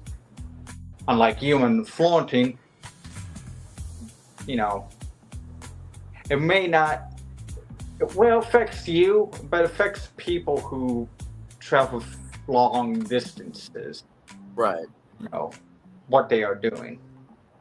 People who travel long distances may just be more motivated to stay home now. Mm-hmm. Which is practically what's happening to. Yes. Convinces me to stay home and maybe possibly not go back. And this is the motivation key to why I do what I do with you guys. Yeah. No, I want to make Disney great again. Yes. No, absolutely. And like I said, I really do believe that the three of us can definitely put a dent in the theme park industry. I should buy Ron's hat and throw it on top of my head. Yes. Absolutely. And honestly, too, hopefully, you know, with these lives that we're doing, hopefully it will have, you know, the theme park sector open up a little bit more to, you know, take more swings like this. Because like I said, I haven't been in the theme park sector long, but I don't know of anybody else who does or has done or has ever done what we have done. So far up to this point, I don't think anybody has taken a swing like this to utilize, and this is way before AI, but just to even take a problem in the theme park industry and break it down in this fashion. I don't think it's ever been done before on YouTube in the way that we're doing it. And I do think that this could definitely help the theme park sector out, but hopefully this will open up eyes at Walt Disney Imagineering and Universal Creative and other theme parks to be like, okay, maybe the fans do know something here. You know what I mean? Maybe we've been in our own way for a minute. Maybe we should listen to outsiders a little bit more. If they ride our rides and they know what's up, maybe we should listen a little bit more. Mm-hmm. Yep. Because trust me, if I didn't believe in this, I would not have done any of the lives. And I think AI really showcases our creativity. Because like I said, AI is the resource. We're the source. Mm-hmm. And so to be able to showcase, you know, Chernobog having a roller coaster, or being able to showcase what we did tonight with Animal Kingdom. And I got to tell you, those shorts are going to be shorted for sure. See if you can short this 6-second clip because it's like Happy Halloween, everybody. Yes, no, for sure. So cool. Yes. I did not know it could just make that. Now, I made another 6-second short to advertise the Haunted Mansion Resort. Hopefully it doesn't glitch out on me again. Give me one moment. Okay. While you do that, I'm gonna bring up the daily motivator here and get ready to head on out as soon as you send me that. It's quite spooky and perfect for the advertisement for Haunted Mansion Resort, which I would think if I could find an area, it may sacrifice the golf area right across the way from Portal and Lanes area, which is kind of listed as like sort of unsuitable land right now in the woods area. Right. The golf course is surrounded the perimeter of the woods over there across the boat canal. That's where it's going to be at. If you know where to find it on the next show. Okay. Yeah. That's where it's going to be. Alright. I send it right now. Okay. Just sent it. Understood. A great way to go to bed, you know. Like, you've been to the park, now you're going to go,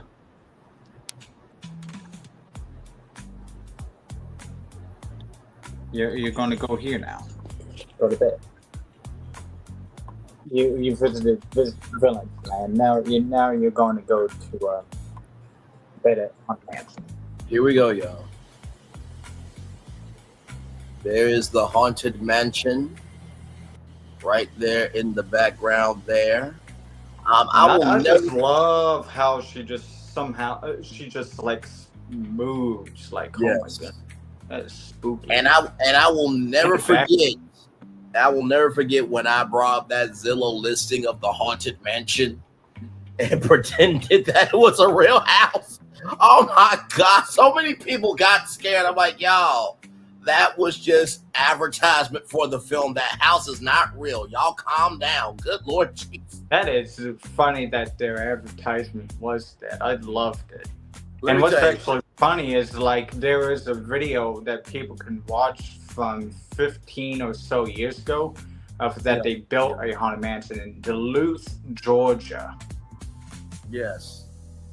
If you remember that one. Yes, and that was and that inspired the real mansion. But yeah, Zillow and Disney did a very good job at making that haunted house tour. I mean, it was actually terrifying. I'm not going to sit here in front, like, and you know, I think that's the thing as we get ready to close here.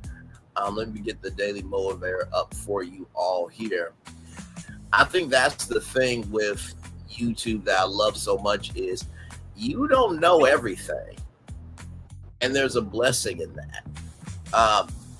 And I think sometimes when people watch content creators, it's like, oh my god, how did you do this? How did you do that? It looks easy because we invest in our gift. Like I said, for example, to take that Zillow listing of the Haunted Mansion and to know when to be scared and how to be scared and make you feel like it's a real listing, that's a gift. Because if I present you that and you're like, nope, no, get that house out of my fucking face, right? Nope, I don't want. I'm like, hey, listen, it was a fake listing. Wait, what? Yeah, that was totally fake. Oh, fuck you! I did my job. Say that again. I would live there. I don't mind. You know, Phil. There's a thing called a postcard. I will just have to. I can't give you the address because then of course the Haunted Mansion will know where I live, and there's 3 hitchhiking ghosts that can fly. So listen. We'll figure something out because I care about my life, obviously. So, unfortunately, I do not want to be the 1,000th haunt. Yeah, well, it's funny. I've been telling Florentine spooky stories all week long and stuff, and maybe he's a little bit spooked. You know? Yes, no, for sure. And with that being said, everybody, let's get to the daily motivator here. The legs are the wheels of creativity. Albert Einstein, there it is there. It's time for the day motivator for Friday, October 31st, 2025, the newest season. Take a ride on the wild wind of autumn as it sends away the summer's heat. Welcome the eternal progression as time marches relentlessly through all of existence. The light changes, the seasons change, and then they change again. One wave washes upon the shore, followed by a different one and another again. You cannot hold on to the things. You can't hold on to the way things were, yet you do get to participate in shaping the way things will be.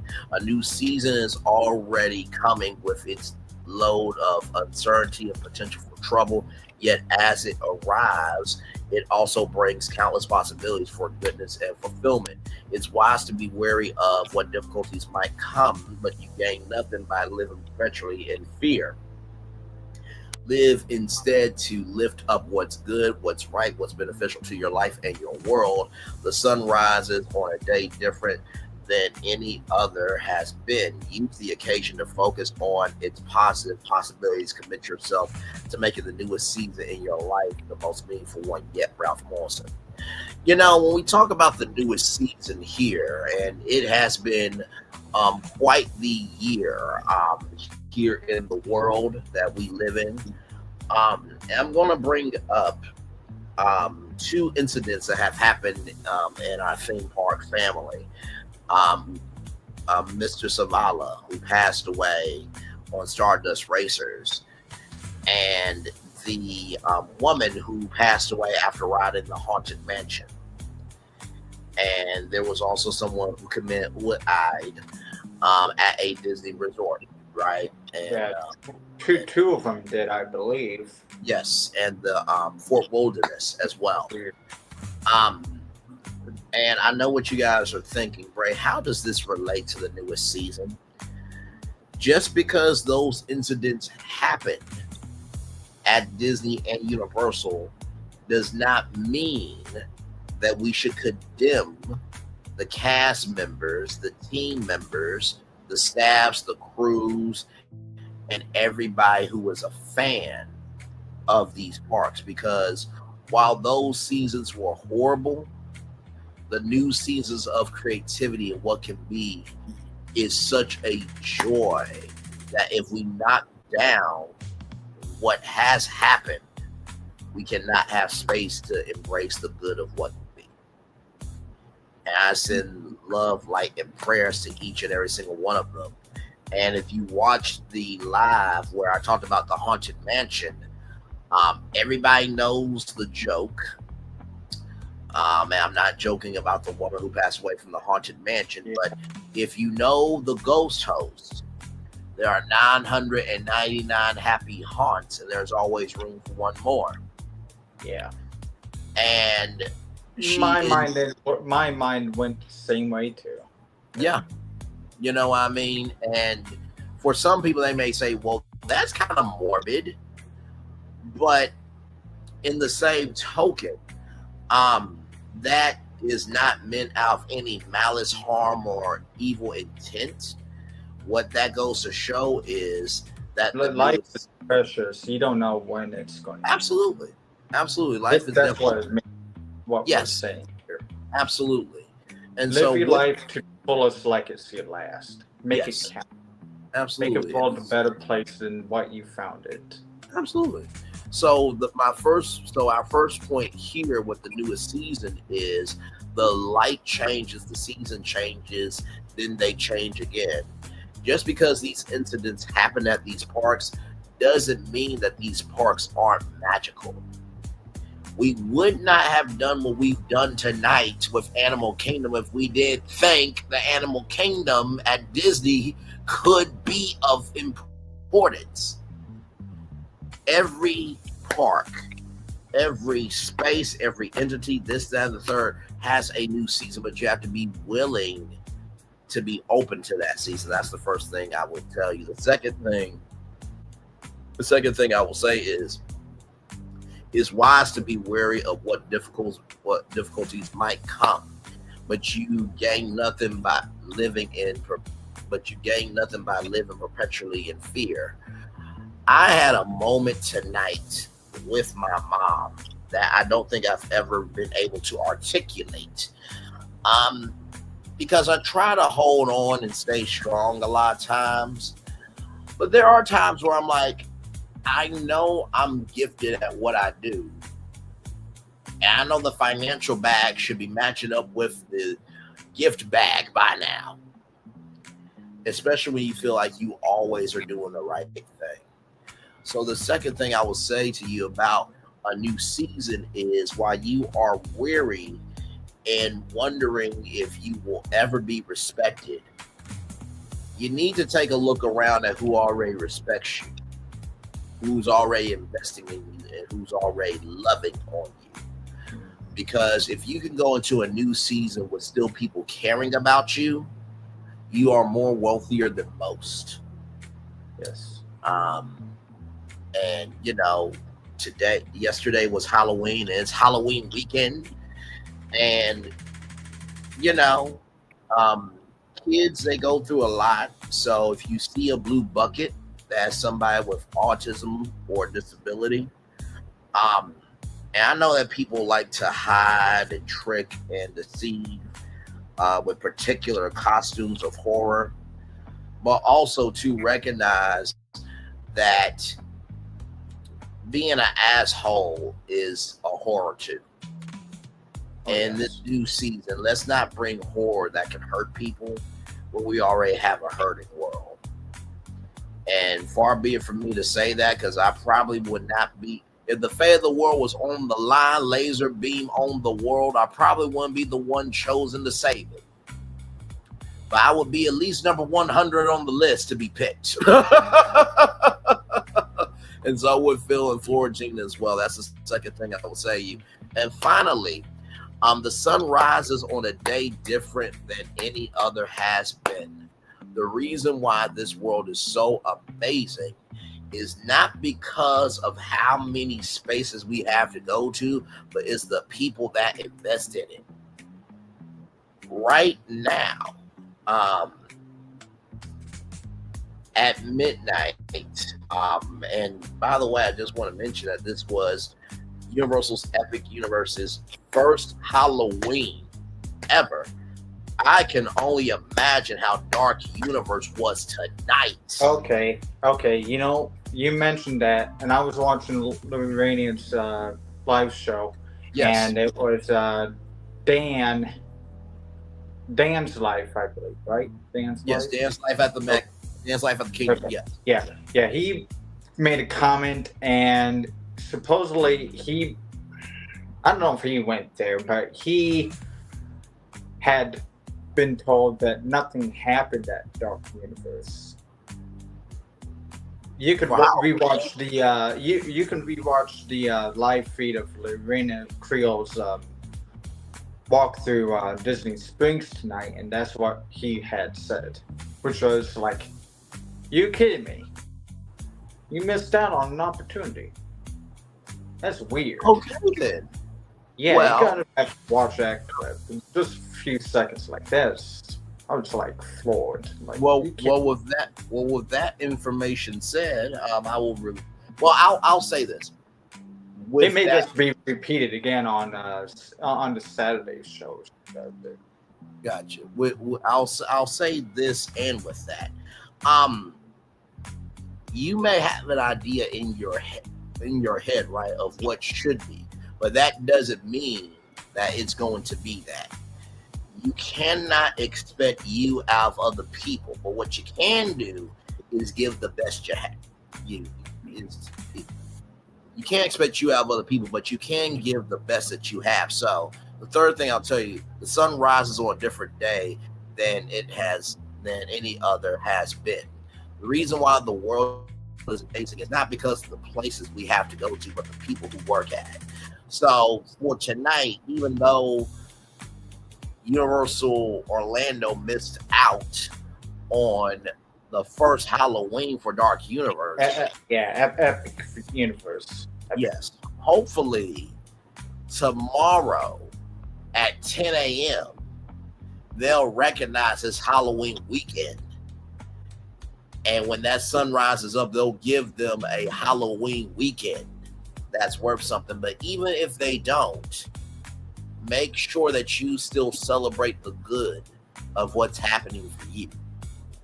Yeah, it makes me wonder if anyone mentioned it to one of the cast members, and cast member talked to their cast members, master, and then their manager, like, hey, let's do a little something tomorrow.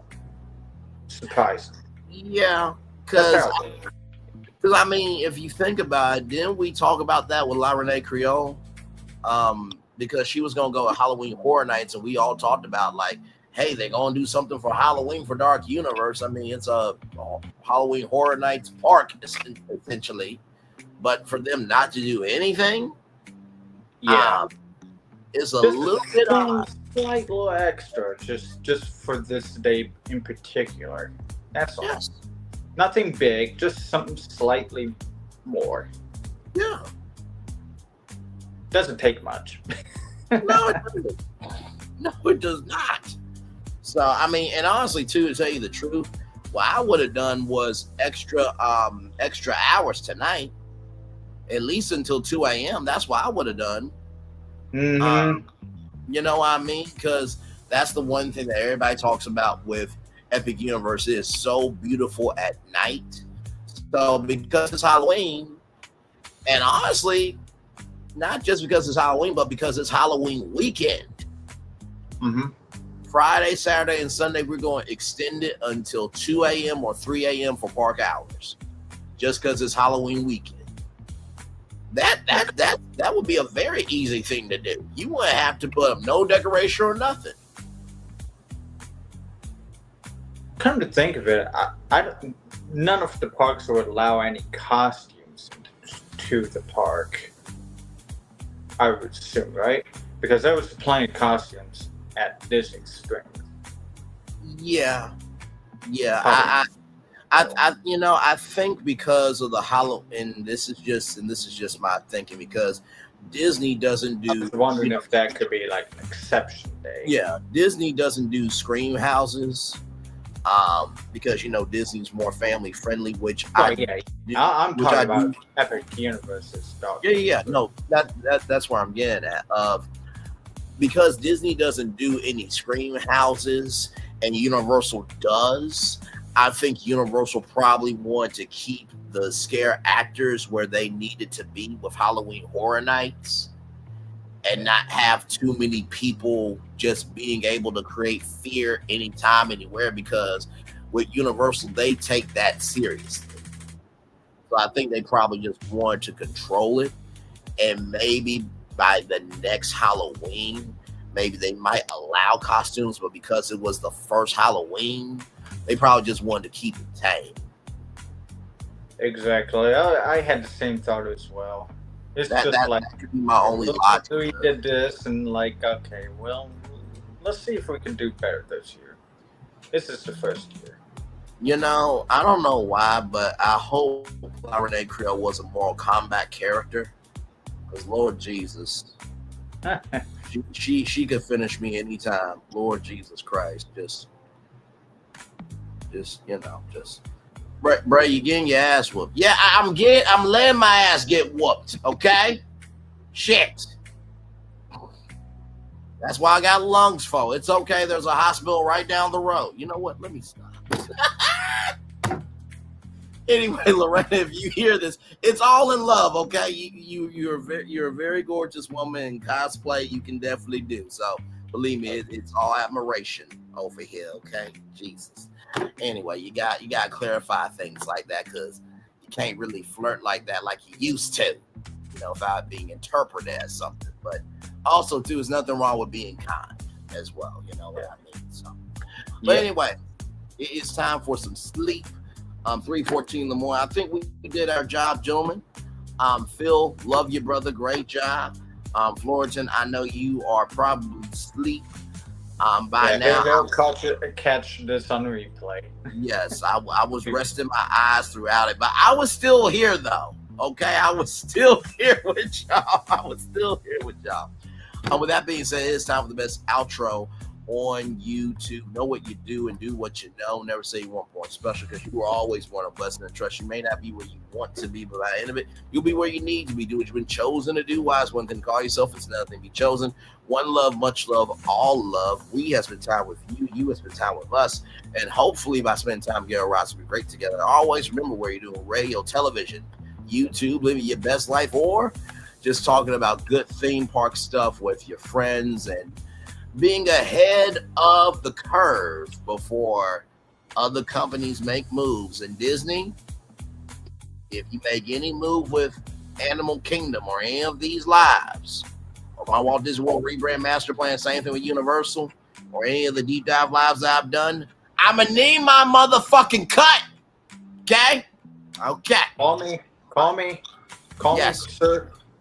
Yes, call prefer text me. I don't answer phone calls I don't know. Yes, for sure. Make sure the replay is not just for if you watch it, not just for if you listen to it, but for you want to experience it again. We love you, we value, we embrace you all. Always remember, in order to receive love, you gotta give, and receive love, you gotta give, and receive love, you gotta give it. Wherever obstacles you've overcome, wherever success you have achieved upon this particular day, we are extremely proud of you, but no one else is proud of you. Be proud of your damn self. And finally, y'all, just recognize that what you do does matter to people. We've been on for 3 hours, 40 minutes, and 32 seconds. And what Phil said earlier about how La Renee Creole was happy that we were hanging out with each other, just know, just because not everybody is seeing you all the time doesn't mean they're not watching you. So always give quality, whether you're in front of somebody or whether you're not, because that's the truest form of character. And believe me, that goes a long way. And like I said, I know I'm not available at everybody's channel, but for Phil to say that about La Renee Creole, that means she sees us for who we are. And she knows whether we're there or whether we're over here, it's about the quality we give to each other all the time, not just when we show up in the chat. Amen, somebody? Amen with that. One love, much love, all love. We feel the love and send it right back to you. Love you, Phil. Love you, Florian. Good night, everybody. Have a great Halloween weekend for sure. Much love, everybody.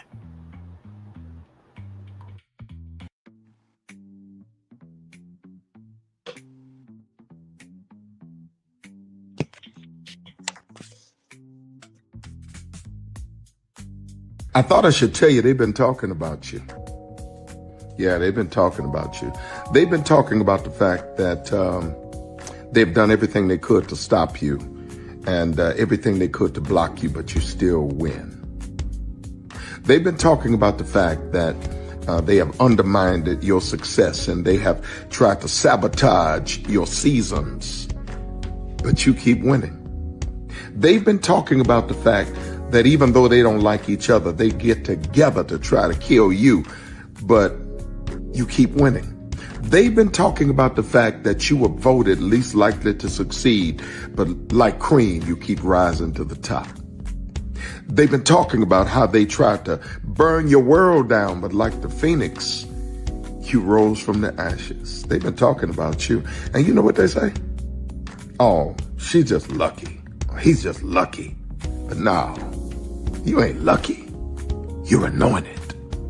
You got something on you. You got favor on you. You got power on you. You were born to win. Now they can call it luck, but it's grace. They can call it luck, but it's faith. But whatever they call it, it doesn't matter, because you know what God calls you? Do you know what God calls you? A winner. I thought I should tell you, they've been talking about you. Yeah, they've been talking about you. They've been talking about the fact that they've done everything they could to stop you and everything they could to block you, but you still win. They've been talking about the fact that they have undermined your success and they have tried to sabotage your seasons, but you keep winning. They've been talking about the fact that even though they don't like each other, they get together to try to kill you, but you keep winning. They've been talking about the fact that you were voted least likely to succeed, but like cream, you keep rising to the top. They've been talking about how they tried to burn your world down, but like the phoenix, you rose from the ashes. They've been talking about you, and you know what they say? Oh, she's just lucky. He's just lucky. But no, you ain't lucky. You're anointed. You got something on you. You got favor on you. You got power on you. You were born to win. Now they can call it luck, but it's grace. They can call it luck, but it's favor. But whatever they call it, it doesn't matter, because you know what God calls you? Do you know what God calls you? A winner. I thought I should tell you they've been talking about you. Yeah, they've been talking about you. They've been talking about the fact that they've done everything they could to stop you and everything they could to block you, but you still win. They've been talking about the fact that they have undermined your success and they have tried to sabotage your seasons, but you keep winning. They've been talking about the fact that even though they don't like each other, they get together to try to kill you, but you keep winning. They've been talking about the fact that you were voted least likely to succeed, but like cream, you keep rising to the top. They've been talking about how they tried to burn your world down, but like the phoenix, you rose from the ashes. They've been talking about you, and you know what they say? Oh, she's just lucky. He's just lucky. But no, you ain't lucky. You're anointed. You got something on you. You got favor on you. You got power on you. You were born to win. Now they can call it luck, but it's grace. They can call it luck, but it's favor. But whatever they call it, it doesn't matter, because you know what God calls you? Do you know what God calls you? A winner.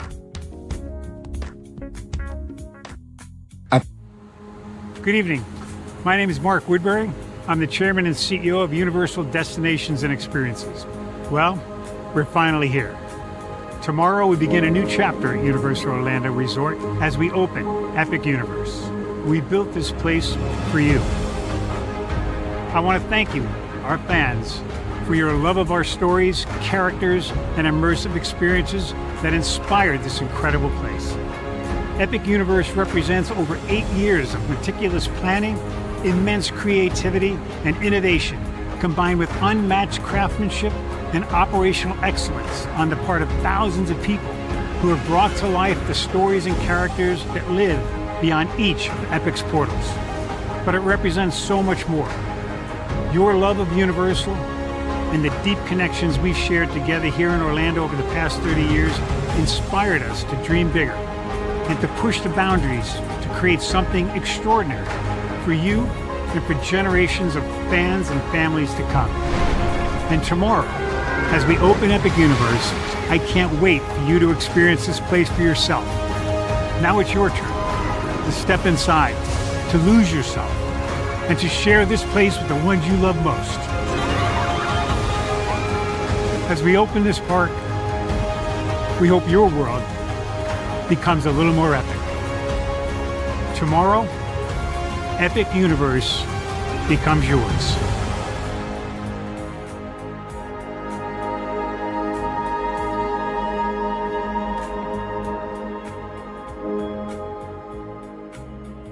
Are video games getting too expensive? This episode, we want to find some common ground because the CEOs want to raise the price even more. Not with these broken ass games. $5 million. That's how much San Andreas costs to make. Is it their fault for selling or our fault for buying? Corporations claim all this stuff. Devs say otherwise. Sports gamers, cozy gamers, whatever you call the people who play Power Wash Simulator. I think it stings a little bit more because I'm spending my actual money and my mom is not. Imagine they get rid of all movie theaters and then charge you the same price to watch the same movie at home. That's like every streaming service. It doesn't have to be the longest of games, but am I having fun with it? This is Lex. I'm Ronell. Let's get right into it.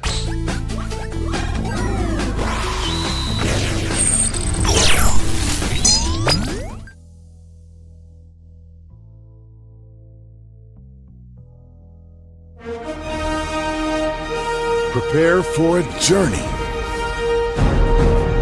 beyond imagination, beyond belief, beyond anything you've experienced before. Universal Epic Universe, a new theme park where you'll step through extraordinary portals to 5 immersive worlds. Prepare for a cosmic voyage of discovery, an isle of fire-breathing excitement, a shadowy world of monsters and mystery, new wonders in the wizarding world, and a new way to play. Plus the splendor of a magnificent resort hotel overlooking the park. It's all new excitement at Universal Orlando Resort. A week's worth of vacation thrills with 4 amazing theme parks, a variety of spectacular themed hotels, and incredible dining and entertainment. It's all at Universal Orlando Resort, where you'll find new adventures every day. Explore the astonishing worlds of Universal Epic Universe at Universal Orlando Resort. Because here's the thing, a good streamer can find other content. Because here's the thing, a good streamer can find other content. Because here's the thing, a good streamer can find other content. Child Redman over there doing his thing, minding his GD business, staying out of trouble, trying to get the folks some positive stuff to talk about. Besides lying all the damn time. Child Redman over there doing his thing, minding his GD business, staying out of trouble, trying to get the folks some positive stuff to talk about. Besides lying all the damn time. Child Redman over there doing his thing, minding his GD business, staying out of trouble, trying to get the folks some positive stuff to talk about. Besides lying all the damn time.